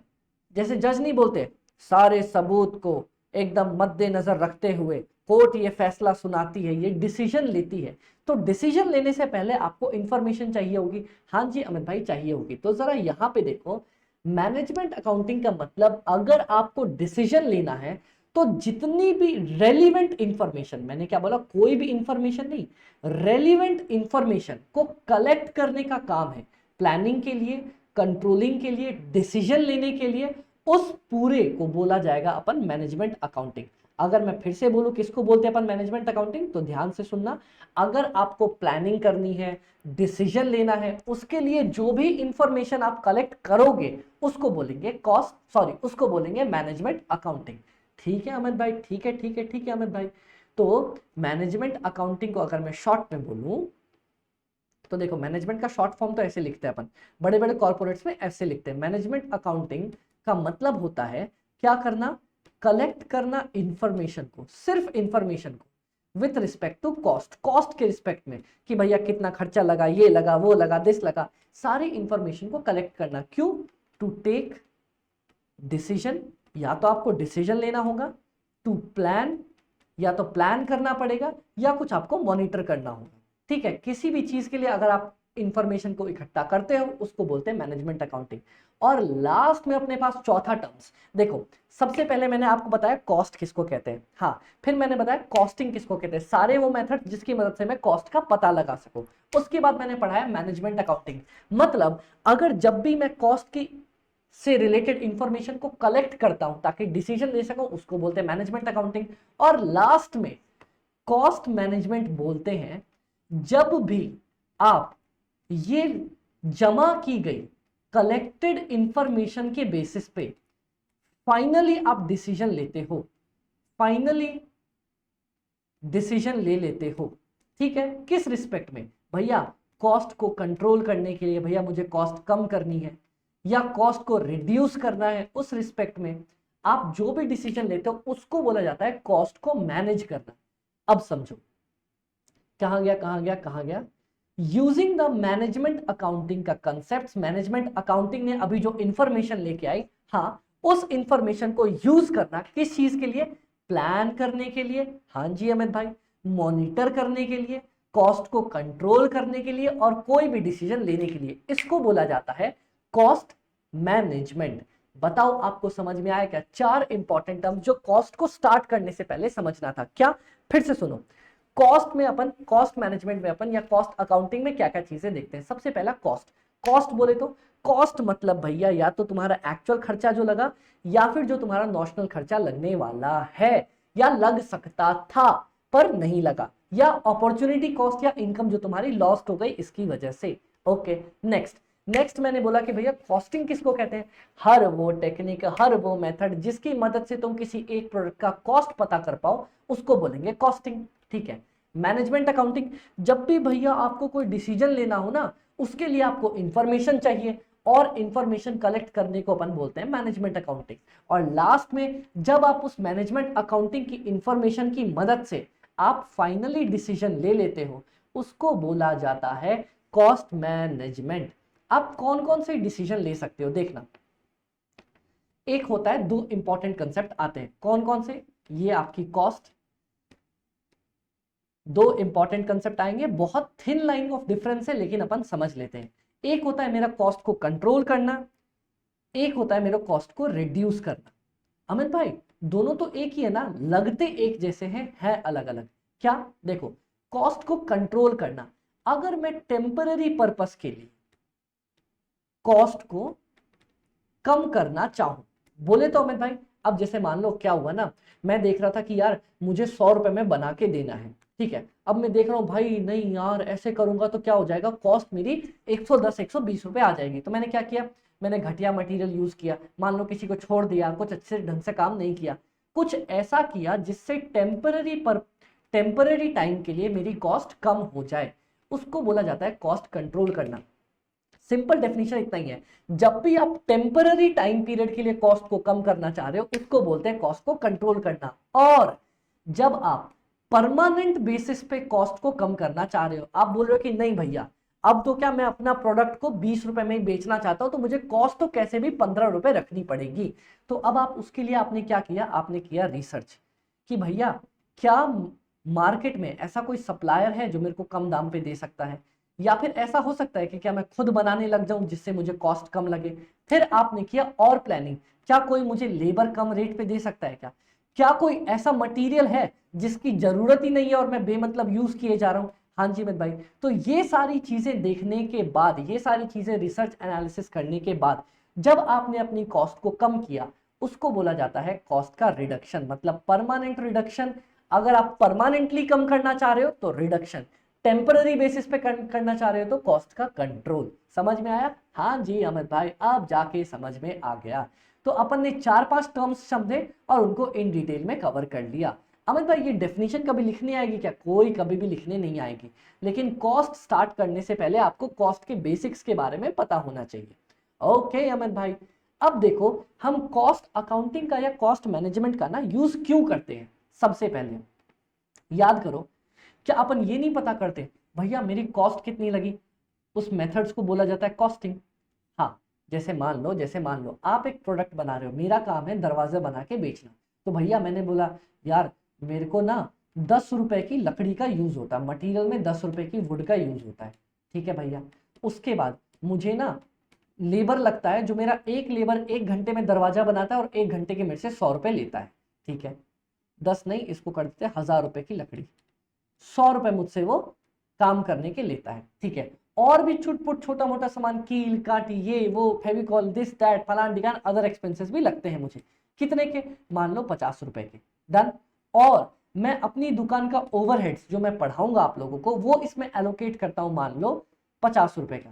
तो मेरा टोटल खर्चा कितना आ गया अमित भाई? 1000, 1100, 1200 रुपए का टोटल खर्चा आ गया। तो कॉस्टिंग का या कॉस्ट अकाउंटिंग का या कॉस्ट मैनेजमेंट का सबसे इंपॉर्टेंट काम ही यही होता है कि वो मुझे बता के देगा कि भैया मेरी टोटल कॉस्ट कितनी लगने वाली है। सबसे इंपॉर्टेंट काम होता है कि बताओ मेरा कितना कॉस्ट लगने वाला है। अब सोचना, अगर आपको पता चल गया मेरा कॉस्ट 1200 लगने वाला है, आपकी दुकान है, क्या आप सबसे पहले ये सोचोगे कि भैया मुझे कितना प्रॉफिट कमाना है? आप बोलोगे भैया मेरा तो टारगेट है, मुझे कैसे भी करके 20% प्रॉफिट तो कमाना ही पड़ेगा। तो आपने बोला 20% प्रॉफिट, तो आ गया आपका यहाँ पे 240 रुपए। डन।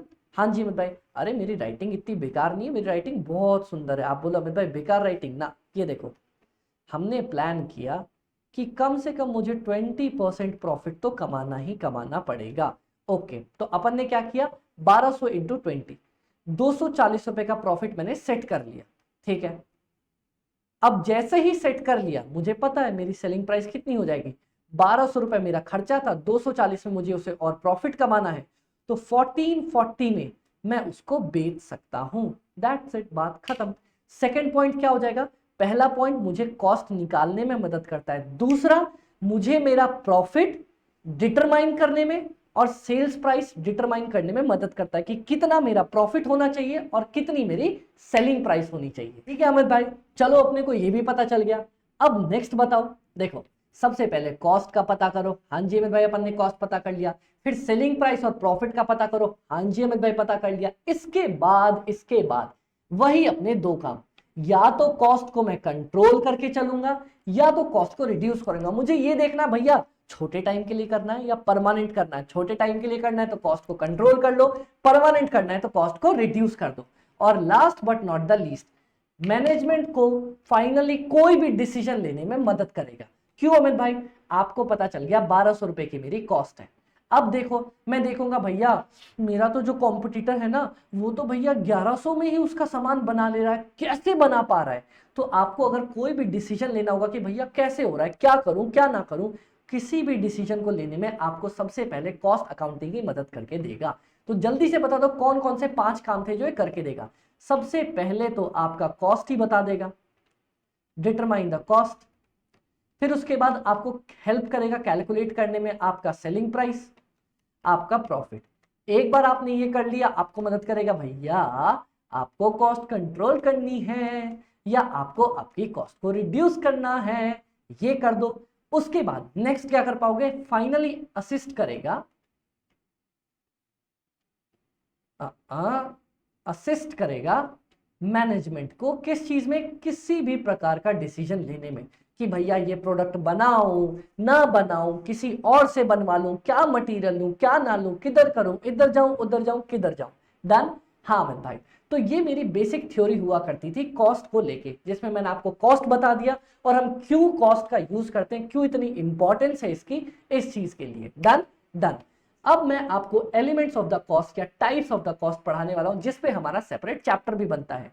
इस पे चैप्टर नंबर 2 आएगा, इस पे चैप्टर 3 आएगा, इस पे चैप्टर हमारा 4 आएगा। ओके अमित भाई, सबसे पहले अपन स्टार्ट करेंगे देखना कि बाबा कितनी तरह की मेरे पास कॉस्ट इनकर हो सकती है। तो चलो बाबा अपन इसको एक प्रैक्टिकल एग्जांपल से कवर करने की ट्राई करते हैं। क्या बात कर रहे हो अमित भाई, प्रैक्टिकल एग्जांपल? हमने तो फिजिक्स में ही सुना था। अरे बाबा आप अमित भाई से पढ़ रहे हो, तो अब कोई बोले ना कि प्रैक्टिकल सिर्फ फिजिक्स में होता है, तो उनको बोलना एक बार अमित भाई की क्लास लेके देख, हमने कॉस्टिंग में भी, हमने कॉमर्स में भी, हमने सीएमए में भी प्रैक्टिकल करके देखा है। ठीक है बाबा, आ जाओ आ जाओ आ जाओ आ जाओ आ जाओ। एक सेकंड एक सेकंड एक सेकंड।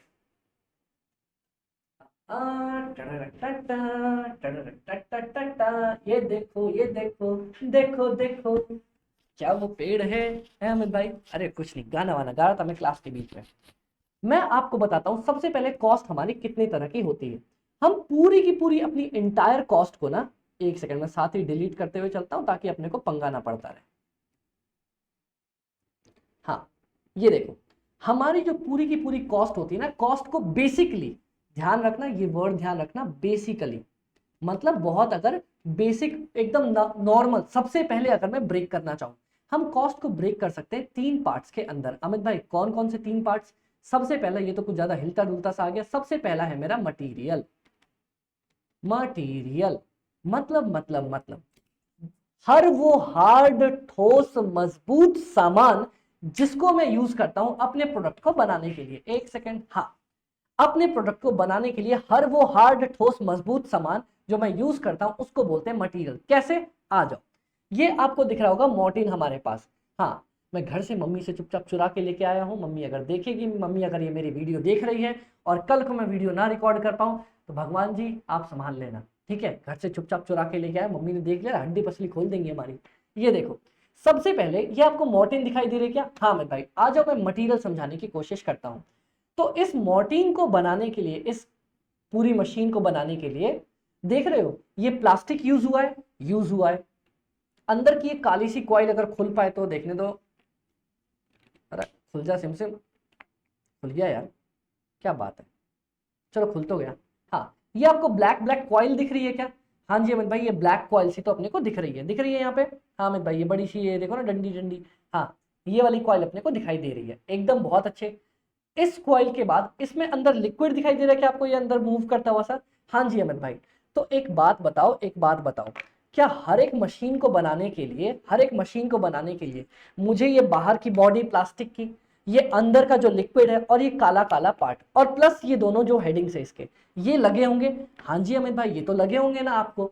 तो हर वो हार्ड ठोस मजबूत सामान जो मुझे मेरे प्रोडक्ट में लगा, हार्ड टफ, जिसको मैं टच करके देख सकता हूं। आप बोलोगे अमित भाई लिक्विड, लिक्विड जो है मेरा हार्ड और मजबूत तो नहीं है। अरे बाबा, टच करके देख सकते हो ना उसको। हाँ, तो उसको अपन बोला करेंगे मटेरियल। कोई भी हार्ड, कहीं भी ऐसा डेफिनेशन नहीं लिखा है, सिर्फ मैं बता रहा हूं, कोई भी हार्ड ठोस मजबूत सामान जो मेरे प्रोडक्ट को बनाने में लगा है उसको बोलते हैं मटेरियल। ठीक है अमित भाई। इसके बाद आता है अपने पास लेबर। लेबर बोले तो अमित भाई, लेबर सुनना, जो भी आपकी ह्यूमन एफर्ट्स लग रहे हैं, इंसानी ताकत जो मेहनत लग रही है, उसको बोला जाता है लेबर। लेबर बहुत तरह से हो सकते हैं, एक तो मेहनत मजदूर करके जो लोग इस मशीन को बना रहे हैं, फिर कुछ लोग ऑफिस में मेहनत मजदूरी कर रहे हैं इसको बेचने के लिए कि अमित भाई ये मशीन ले लो हमसे, मशीन ले लो।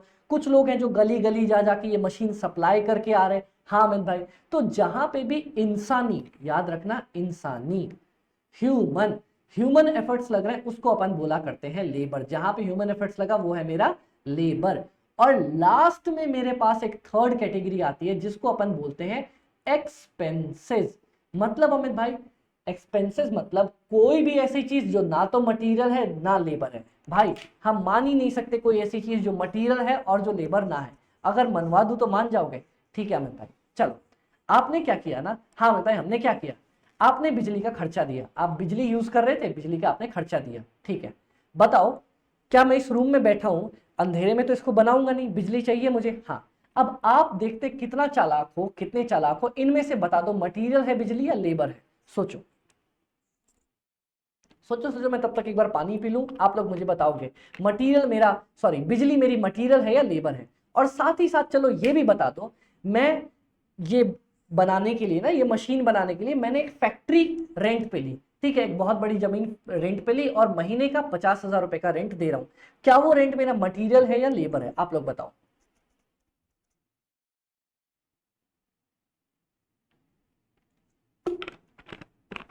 देखते हैं कौन बता पाता है, देखते हैं बाबा, देखते हैं। मेरा मटेरियल है या लेबर है, आप में से कौन बता पाएगा कि मैंने दो चीजें मैंने आपसे पूछी। क्या पूछा? एक तो आप लोग को मेरी क्लास में बहुत अच्छा फायदा मिलेगा, मैं बहुत ज्यादा कलर्स का यूज करता हूँ। मेरे को किसी लोगों ने बोला था ना कि यार जितने जो अपने सीएमए बडीज होते हैं ना, पढ़ पढ़ के उनकी ना मेंटेलिटी ऐसी हो जाती है कि उनको रंग मिलते ही नहीं, जिंदगी में रंग उड़ जाते हैं। तो मैंने प्रॉमिस किया था खुद से कि जब भी पढ़ाऊंगा रंग भर के दूंगा जिंदगी में।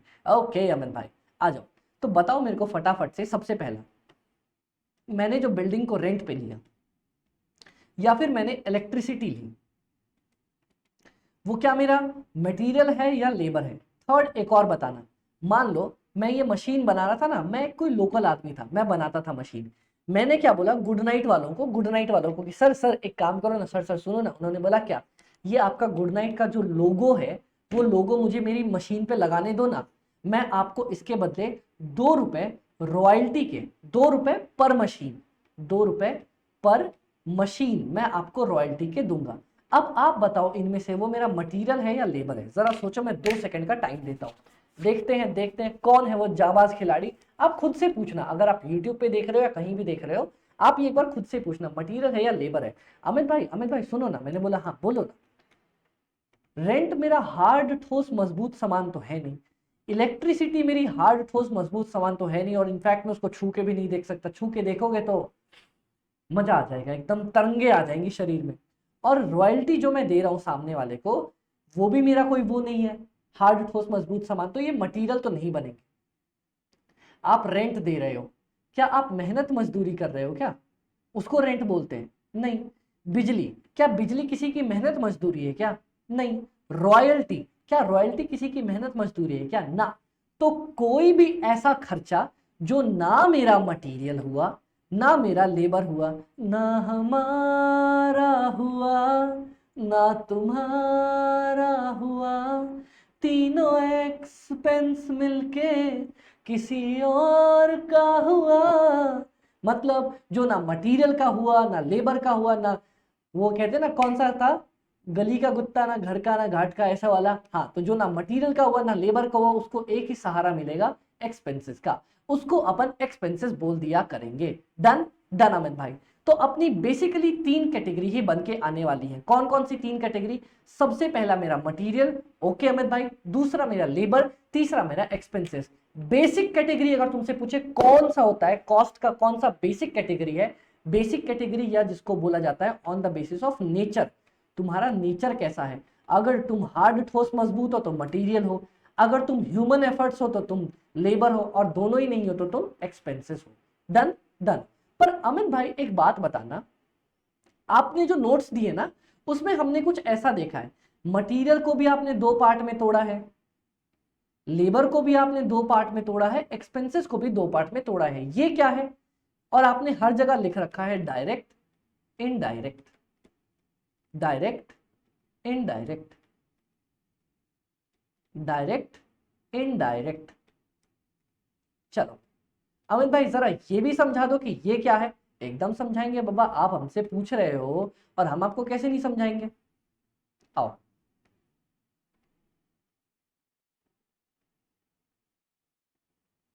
चलो मैं आपको बताता हूं। इसके लिए एग्जाम्पल, रुक जाओ। हमने कहा था ना पूरी प्रैक्टिकल क्लास होने वाली है, सब कुछ समझाऊंगा अच्छे से। ओके अमित। तरारीरा रापजू। क्या कर रहे हो अमित भाई, क्या कर रहे हो? अरे दिखा रहा हूँ दिखा रहा हूँ। दो भैया। टें टें टें। हे भगवान मेरी माँ हमें ना देखे, वरना इसी जूते से पिटाई करेंगे। अमित भाई ये क्या उठा के ले आए? ये हम उठा के ले आए शूज। ये मेरा खुद का शूज है, अभी पहना हुआ था, मैंने सोचा चलो एक्सपेरिमेंट करने के लिए इसको खोल पड़ी कर देते हैं। आज तो गाइस ये आपको शूज दिखाई दे रहा है क्या? हाँ। अब इसकी मदद से मैं आपको डायरेक्ट इनडायरेक्ट सब कुछ समझा के चलता। ओके अमित भाई आ जाओ आ जाओ आ जाओ। देखो डायरेक्ट मटेरियल, हर एक जो हमारे 3 एलिमेंट्स है ना, हाँ, उन तीनों एलिमेंट्स को हम फर्दर 2-2 पार्ट में तोड़ सकते हैं, direct indirect, direct indirect. Direct का मैं आपको एक डेफिनेशन लिखवाता हूँ, एक सेकंड, पहले इस जूते को नीचे कर दूं थोड़ा। हाँ जी अमित भाई, जब काम होगा तब उठाएंगे। डायरेक्ट, इफ, बहुत प्यारा डेफिनेशन है, सुन के मजा आ जाएगा। If it is directly related to my product है। ये क्या अमित भाई? अब सुनो, बिल्ली कौन, जो बिल्ली की तरह म्याऊ म्याऊ करती है। डायरेक्ट कौन, जो मेरे प्रोडक्ट से डायरेक्टली रिलेटेड है, directly related to my product. Amit भाई इतनी प्यारी डेफिनेशन में हमें समझ में नहीं आया। मतलब पहले एक बार समझ लो, डायरेक्ट मटेरियल जो डायरेक्टली मेरे, वो मटेरियल जो मेरे प्रोडक्ट से डायरेक्टली रिलेटेड होगा। लेबर, डायरेक्ट लेबर मतलब वो लेबर जो मेरे प्रोडक्ट से डायरेक्टली रिलेटेड होगा। एक्सपेंसेस, वो एक्सपेंसेस जो डायरेक्टली मेरे प्रोडक्ट से रिलेटेड होंगे। अमित भाई बहुत अच्छा डेफिनेशन था, मजा आ गया। डांट सुन जाओगे, जरा एक्सप्लेन कर दो। अरे डांटना मत, एक्सप्लेन करता हूं। सोचो समझो, जब भी कोई एक्सपेंस, जब भी कोई एक्सपेंस आपके एक सिंगल यूनिट के साथ, वन यूनिट, क्या बोला मैंने, वन यूनिट ऑफ प्रोडक्ट के साथ आप अटैच कर सको, उसको बोलते हैं डायरेक्ट एक्सपेंस। ये मेरी डेफिनेशन है। अब देखना, if you can attach any expense directly to one unit, directly to one unit, मतलब अमित भाई बताओगे इसको और डिटेल में? हाँ बताएंगे आपको। देखो ये जूता है, हाँ मेरा जूता जापानी, बस है ना। हाँ अब देखना, जब मैं अपने आर्टिकलशिप के टाइम में था ना सीए में, मैंने एक शूज कंपनी में काम किया था। अगर आपको याद हो, कभी सुना हो स्कूल टाइम, एक्शन का स्कूल टाइम। हाँ भाई एक्शन में मैंने काम किया, तो मैंने पूरा जूता एक बनते हुए देखा उस फैक्ट्री के अंदर। तो अब देखो, आप जरा खोल पढ़ी करें। मेरी माँ तो मेरे को देख लेगी तो बोलेगी बेटा ये क्या पढ़ा रहा है तू। एक बात बताओ, चलो ये आपको शूज दिखाई दे रहा है। एक शूज को बनाने के लिए ना, एक शूज को बनाने के लिए किधर गया, क्या उस कंपनी ने, अगर मान लो ये जो भी मेरा साइज है 6-7-6 है, इस 6 नंबर के शूज को बनाने के लिए, हाँ जी भाई शूज को जरा मैं इधर रखता हूँ, पहन के रखता हूँ हाथ में।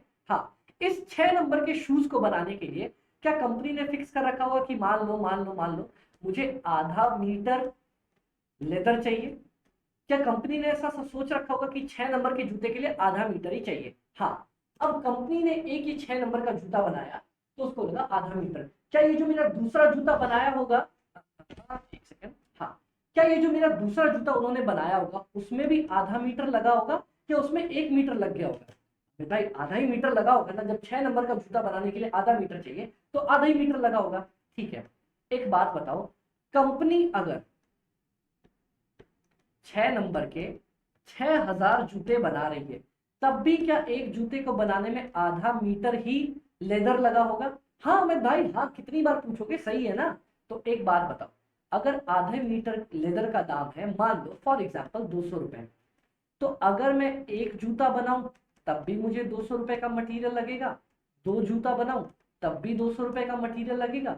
मतलब मैं मटेरियल को डायरेक्टली लिंक कर सकता हूं कि भैया आधा मीटर से ही मेरा जूता बनने वाला है। ठीक है, अब चलो इस जूते को जरा नीचे रखते हैं। आ गया भैया अपना।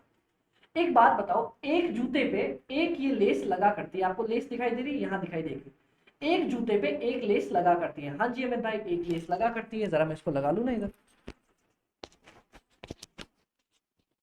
हाँ तो एक जूते के ऊपर एक ही लेस मेरा लगने वाला है। जी अमित भाई ये भी समझ में आ गया, कंपनी का भी 2 लेस लगा के देगी नहीं। अच्छा और बताना, ये आपको होल्स दिख रहे हैं यहाँ पे, जो जहाँ पे अपन फीते डालते हैं, कई बार यहाँ पे रिबन्स भी अटैच होते हैं, वो गोल गोल चमकीली सी बिंदी अटैच होती है।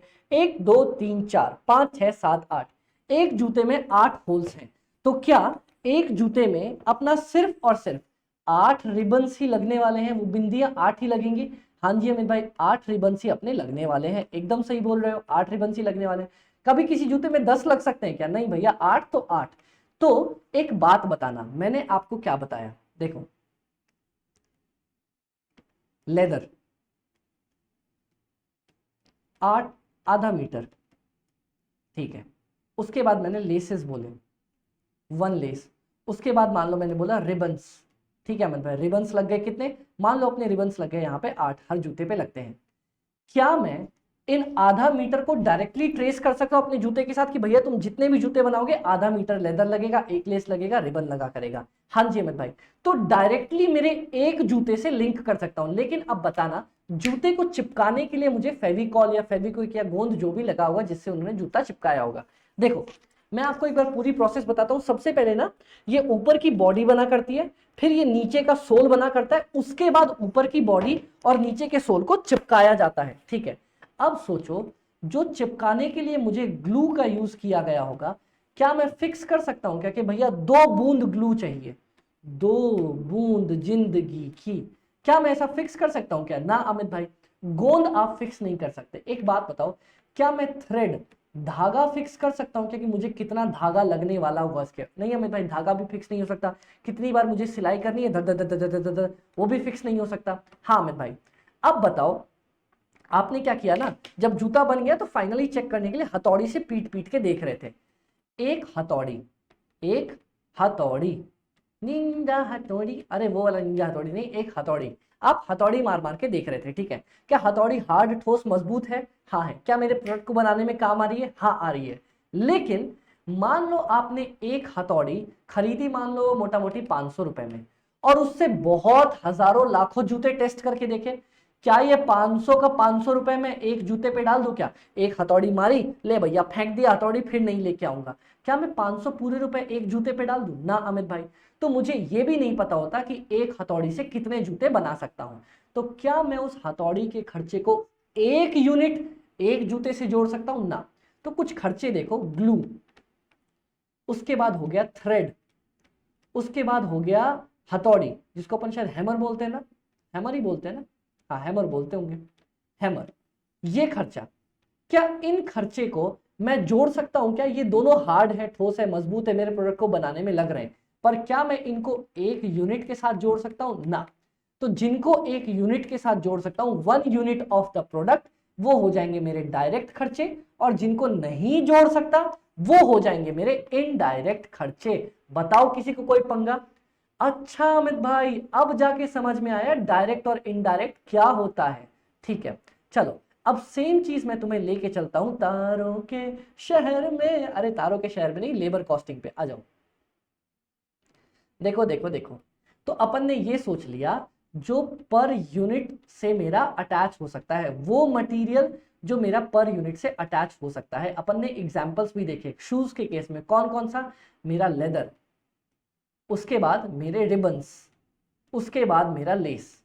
ठीक है, अब इनडायरेक्ट की बात करो। इनडायरेक्ट में क्या आ जाएगा? मटेरियल नॉट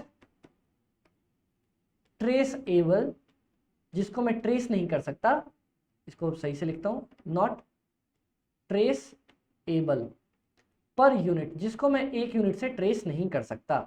जैसे कि ग्लू, कितना ग्लू यूज हुआ है, जैसे कि थ्रेड, कितना थ्रेड मैंने यूज किया, जैसे कि हैमर, हथौड़ी कितनी बार पीटा। डन? हाँ जी अमित भाई, done done done done done. उसके बाद आ जाता है अपना लेबर। अब जरा लेबर में देखना अमित भाई, लेबर में डायरेक्ट इनडायरेक्ट कैसे होगा? चलो मैं तुम्हें बताता हूं।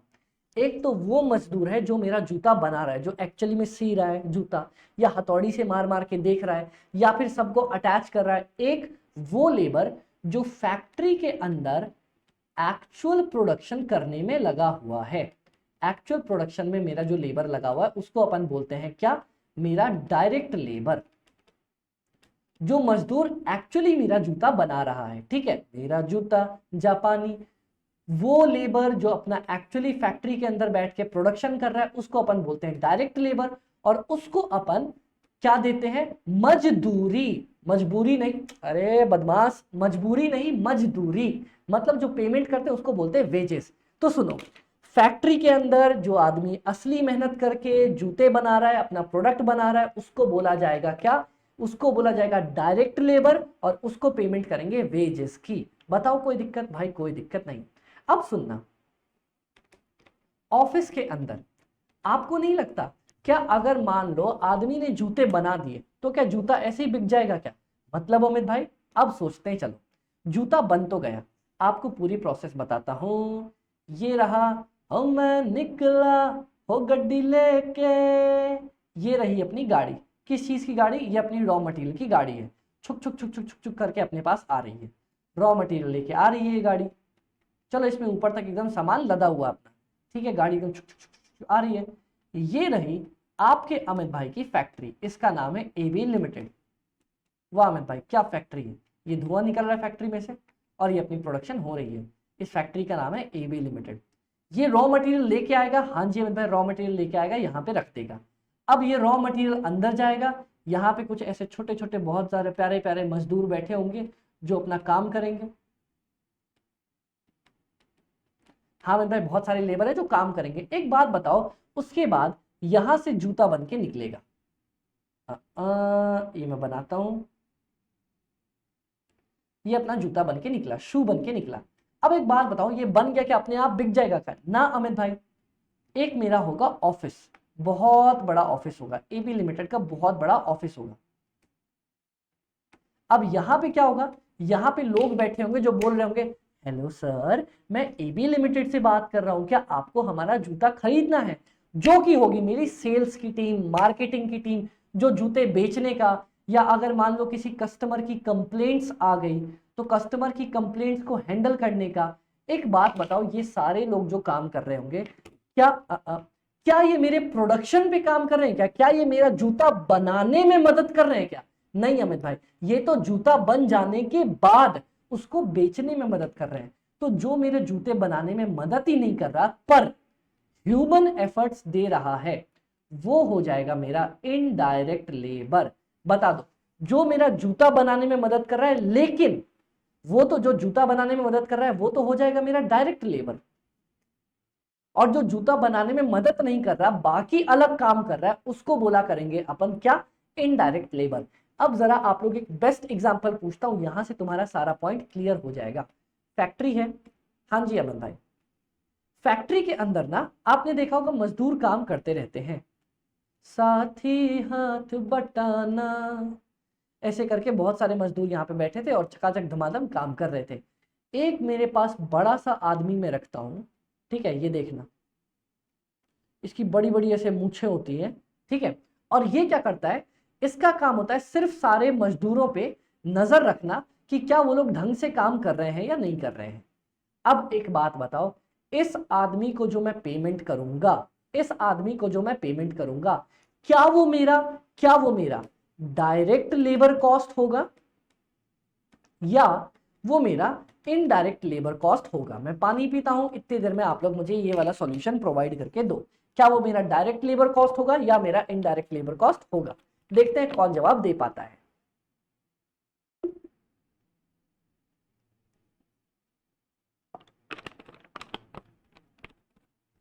बताओ बताओ बताओ। देखो, कंसेप्ट वो लगाना जो मैंने सिखाई, ये मत सोचना कि अमित भाई फैक्ट्री के अंदर है तो काम कर रहा होगा। क्या ये आदमी जूता बनाने में मदद कर रहा है क्या? अरे घंटा कुछ मदद कर रहा है, इनको बस परेशान कर रहा है बैठ के, काम करो, मार दूंगा, पैसे काट लूंगा। तो भाई ये प्रोडक्शन में कुछ भी काम नहीं कर रहा है, ये जूते बना रहा है ना, जूते तो ये लोग बना रहे हैं। तो इसका भी जो कॉस्ट आएगा, जो मैं इसको पेमेंट करूंगा सैलरी वगैरह की, वो भी मेरा इनडायरेक्ट लेबर कॉस्ट के अंदर आया करेगा। बता दो किसी को कोई दिक्कत? नहीं अमित भाई, अब समझ में आ गया। तो देखो बाबा, इन्वॉल्व एक्चुअली इन प्रोडक्शन, जो मेरा ह्यूमन लेबर एक्चुअली इन्वॉल्व है प्रोडक्शन में, जो एक्चुअली प्रोडक्शन के अंदर इन्वॉल्व है, उसको क्या बोला करेंगे अपन? Direct labour cost. और दूसरा, not involve in production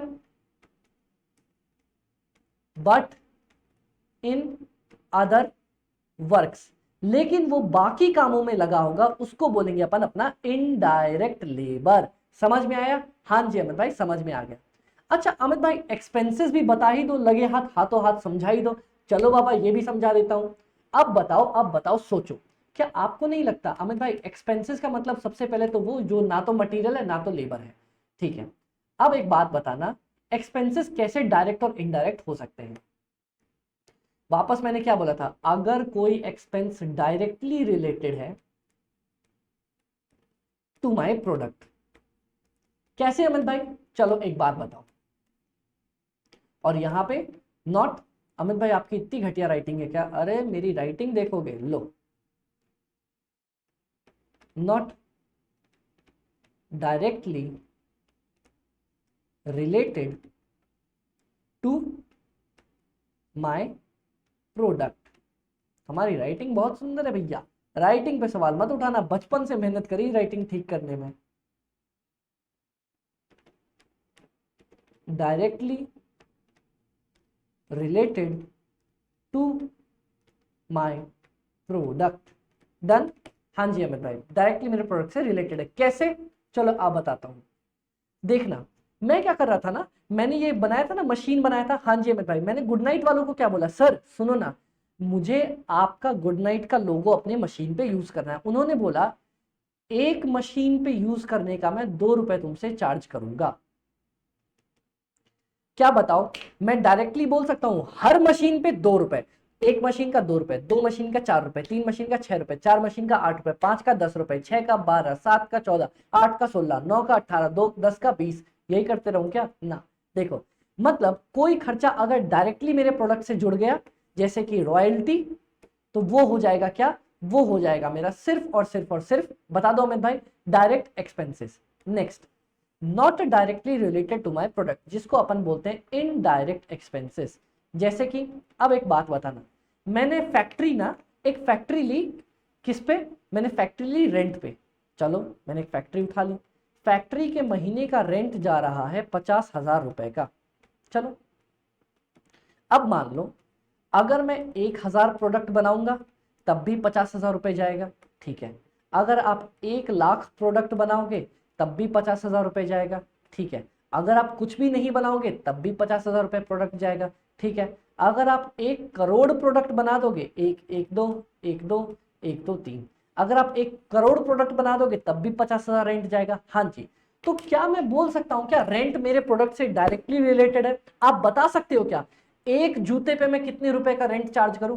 Amit भाई ये तो हम बता ही नहीं सकते, क्योंकि आप ज्यादा भी बना सकते हो, कम भी बना सकते हो, कोई स्टैंडर्ड नहीं है।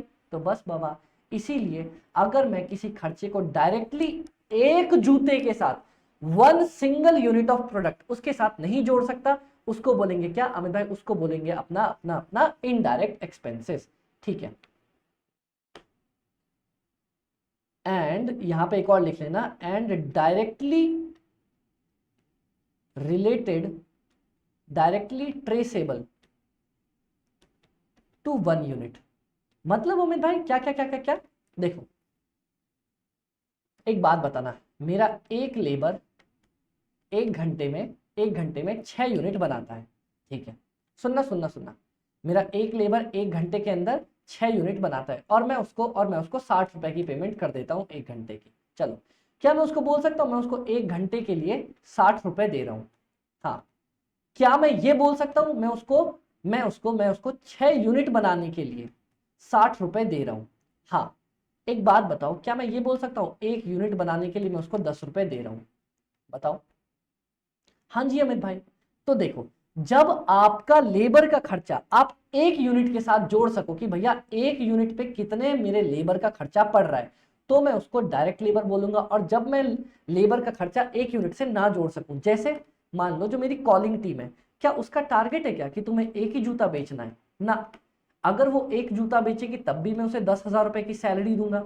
अगर वो मेरा 1,00,000 जूता बेच देगी तब भी मैं उसको 10,000 की सैलरी दूंगा। अगर 1 करोड़ बेचेगी तब भी 10,000 की सैलरी दूंगा।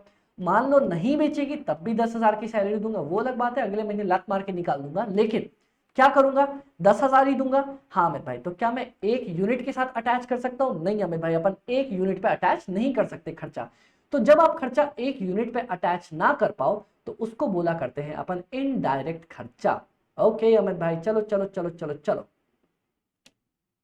इसी पार्ट को अगर मैं आगे मूव ऑन कर दूं,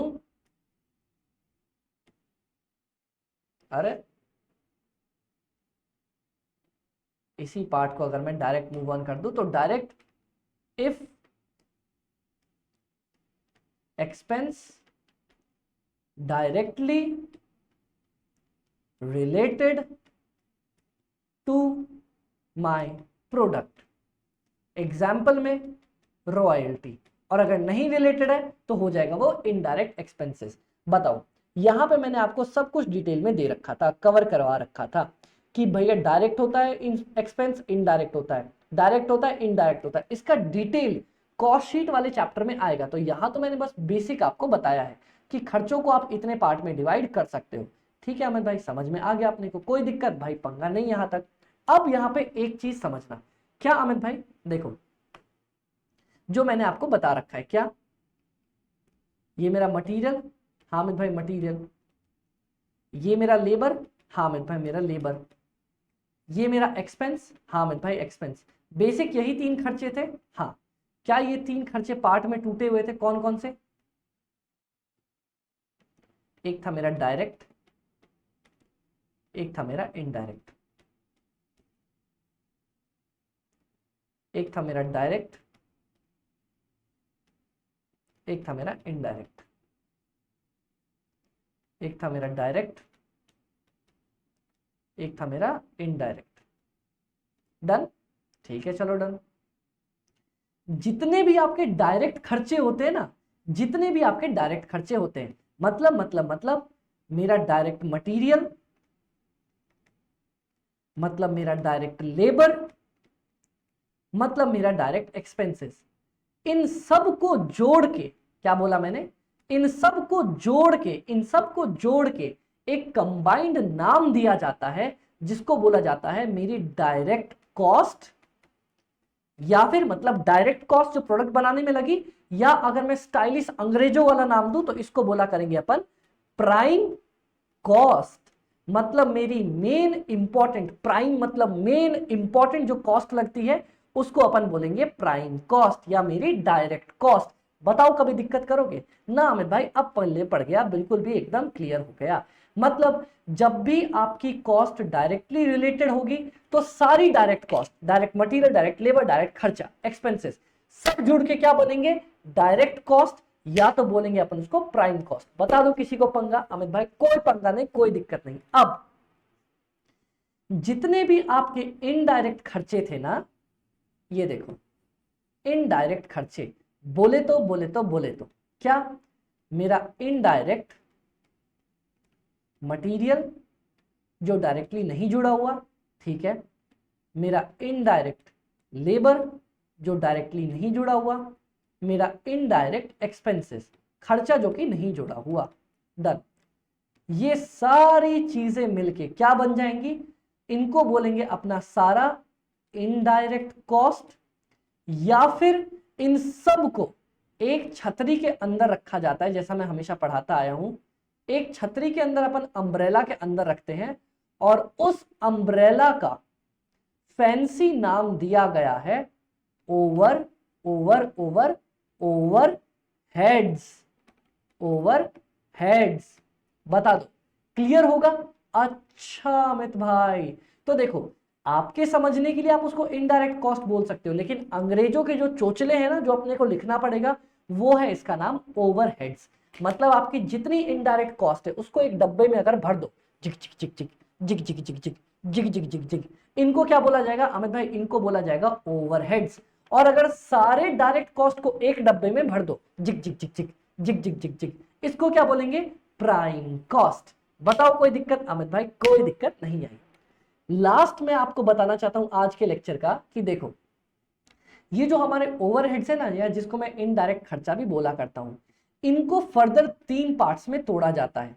मतलब अमित भाई, मतलब सुनना ध्यान से, अब देखना यहां पे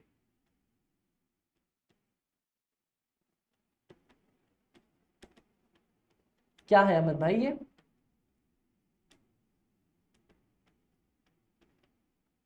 चलो 4 पार्ट कर देता हूं। भाई भाई भाई कर क्या रहे हो? सुनो, एक बात बताना, आपका जितना भी डायरेक्ट खर्चा है उसका नाम तो प्राइम कॉस्ट पड़ गया। हाँ, अब अगर मान लो आपका कोई इनडायरेक्ट खर्चा फैक्ट्री के अंदर हो रहा है, याद है अमित भाई की फैक्ट्री थी, इधर किधर गई, किधर गई? अरे हमारी फैक्ट्री किधर गई? हाय राम, मेरी फैक्ट्री गायब हो गई। नहीं ये रही। हाँ, अब देखो अगर कोई भी इनडायरेक्ट खर्चा मेरी फैक्ट्री के अंदर, अमित भाई एग्जांपल, वो सुपरवाइजर घूम रहा था ना, हाँ, छैनी हथौड़ी का काम जो हो रहा था मेरी फैक्ट्री में, वो इनडायरेक्ट मटेरियल था। हाँ, मान लो फैक्ट्री के अंदर बिजली लग रही है, वो मेरा इनडायरेक्ट एक्सपेंसेस था। हाँ, कोई भी इनडायरेक्ट खर्चा अगर आपकी फैक्ट्री के अंदर लगेगा, आप उसको बोला करोगे फैक्ट्री ओवरहेड। अच्छा, कोई भी इनडायरेक्ट खर्चा अगर आपके ऑफिस के अंदर लगेगा ना, जहां पे सेल्स वाले लोग बैठते हैं कॉलिंग करने के लिए, वहां पे अलग बिजली का खर्चा और ये सारी चीजें लगती हैं, ठीक है, उसको बोला करेंगे अपन क्या? एडमिन, सबसे पहले तो बोलेंगे अपन ऑफिस का ओवरहेड्स, लेकिन अपन ऑफिस वर्ड का यूज नहीं करते, अपन वर्ड यूज करते हैं एडमिन का ओवरहेड, ऑफिस का इनडायरेक्ट खर्चा। ठीक है, इसके बाद मैंने कुछ लोगों को सेलिंग पे लगाया जो सेलिंग एंड मार्केटिंग का काम करते हैं, वहां पे जितने इनडायरेक्ट खर्चे लगे उसको बोलेंगे सेलिंग ओवरहेड्स। और जब मैंने प्रोडक्ट को बना दिया, बेच दिया, उसको डिस्ट्रीब्यूट कर रहा हूं, वापस सामान लेके जा रहा हूं, पहुंचा रहा हूं, वहां मेरी जितनी भी इनडायरेक्ट कॉस्ट लगी उसको बोलूंगा क्या, उसको बोलूंगा मैं डिस्ट्रीब्यूशन ओवरहेड। बता दो कोई पंगा क्या यहां तक? अच्छा अमित भाई ये होता है ओवरहेड्स। हाँ, सबसे पहले समझो ओवरहेड्स होता है सारे मेरे indirect material, labour, indirect labour, indirect खर्चा, इन तीनों को जोड़ दो, बन जाएगा ओवरहेड्स। जब डब्बा आप बंद करके ऐसे हिला के खोलोगे, आपके पास अगर कोई फैक्ट्री में इनडायरेक्ट खर्चा निकला, फैक्ट्री ओवरहेड, ऑफिस में कोई इनडायरेक्ट खर्चा निकला, ऑफिस ओवरहेड, सेलिंग में कोई इनडायरेक्ट खर्चा निकला, सेलिंग ओवरहेड्स, और अगर डिस्ट्रीब्यूट करने में कोई इनडायरेक्ट खर्चा निकला, डिस्ट्रीब्यूशन ओवरहेड्स। तो बताओ बच्चों, बताओ क्या यहां तक मैंने आपको टाइप्स ऑफ कॉस्ट, उनका नेचर कैसा होता है, नेचर मतलब बेसिक नेचर, सबसे पहला अगर मैं बाइफरकेशन करूं तो क्या इसी तरीके से कर सकता हूं? हाँ जी अमित भाई, इस तरीके से कर सकते हैं। साथ ही साथ मुझे ये भी बता देना, क्या मैंने आपको बताया all the indirect expense form part of the overheads, and अगर मैं सारी इनडायरेक्ट कॉस्ट को क्लब कर दूं, वो सब एक बैनर में आ जाएंगे, उस बैनर का नाम है ओवरहेड्स, और उनको फर्दर में डिवाइड कर सकता हूं फैक्ट्री वाले ओवरहेड में, एडमिन वाले ओवरहेड में, या सेलिंग एंड डिस्ट्रीब्यूशन वाले ओवरहेड में। हाँ जी अमित भाई, यहां तक समझ में आ गया? हाँ जी, दे दो माइक पे लाइट अप्स। बताओ यहां तक समझ में आया? एकदम समझ में आया। अब देखो गाइस, हमारा पहला लेक्चर यहां पे आके कंप्लीट होता है, जिसमें मैंने बेसिकली आपको कॉस्ट के बारे में थोड़ा सा बताया, और टाइप्स ऑफ कॉस्ट, उनका बेसिक नेचर आपको बताया। हाँ जी अमित भाई, अपन ने यहां तक तो बता दिया।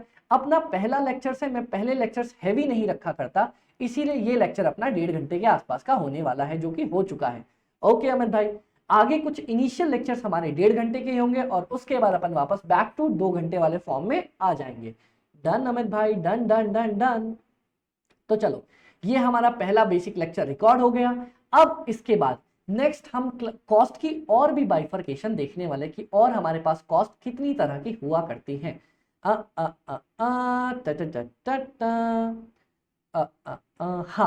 यहां तक मैंने आपको बता दिया है। इसके बाद मैं आपको नेक्स्ट क्लास में कॉस्ट की और बाइफरकेशन बताऊंगा, और अपन नेक्स्ट क्लास में ही स्टार्ट कर देंगे कॉस्ट शीट के बारे में। क्या बात कर रहे हो अमित भाई?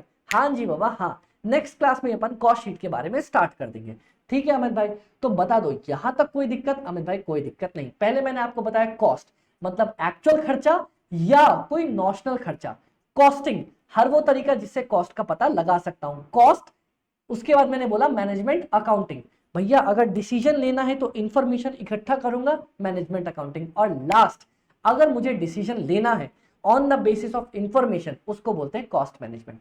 ऑब्जेक्टिव्स क्या क्या था? भैया मुझे पहले, सबसे पहले मेरे बताओ मेरी कॉस्ट कितनी लगी, फिर भैया मैं प्रॉफिट कमाना चाहता हूं तो मेरी सेलिंग प्राइस कितनी आएगी, फिर कॉस्ट को कंट्रोल करूं या रिड्यूस कर दूं, और डिसीजन कैसे लूं, इन कामों में मदद करते हैं। बस उसके बाद अपन ने टाइप्स पढ़ा, खत्म किया, done done done done.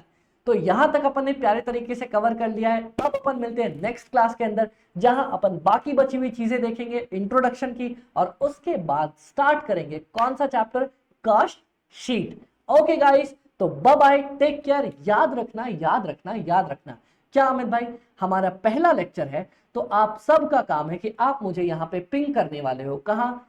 Fast cost FM by AB पे, या फिर आप मेरे पर्सनल व्हाट्सएप नंबर पे मुझे मैसेज करने वाले हो। मैसेज क्या था? मैसेज था, हाय अमित भाई, दिस इज XYZ, मैं यहाँ से बिलोंग करता हूँ, मैं आपकी क्लासेस यूट्यूब पे या फिर परचेज करी है तो गूगल ड्राइव, पेन ड्राइव पे देख रहा हूँ, और मेरा टारगेट है इतना। आप बताओ अमित भाई अपना टारगेट सही है या नहीं है? और अगर आपको क्लासेस थोड़ी अच्छी लगी हो ना, पहले में तो क्या ही समझ में आएगा, 1-2 लेक्चर्स में या आज भी मजा आया हो तो एक बार रिव्यू जरूर डालना। और अगर आपने ये वीडियो YouTube पे देखी, या अगर मान लो कंटेंट ब्राउजर या पेन ड्राइव पे भी देखी, तो आपका सबसे इंपॉर्टेंट काम है कि सबसे पहले आपको ये चैनल जाके YouTube पे फटाफट से सब्सक्राइब करना है, क्योंकि बहुत सारी इंटरेस्टिंग चीज आने वाली है। तो मेरे CMA इंटर के बडीज, कॉस्ट में और एफएम में आपको टेंशन लेने की जरूरत नहीं, क्योंकि आपका अमित भाई आपके साथ है ना। Okay guys, bye bye, take care, मिलते हैं अगली क्लास में।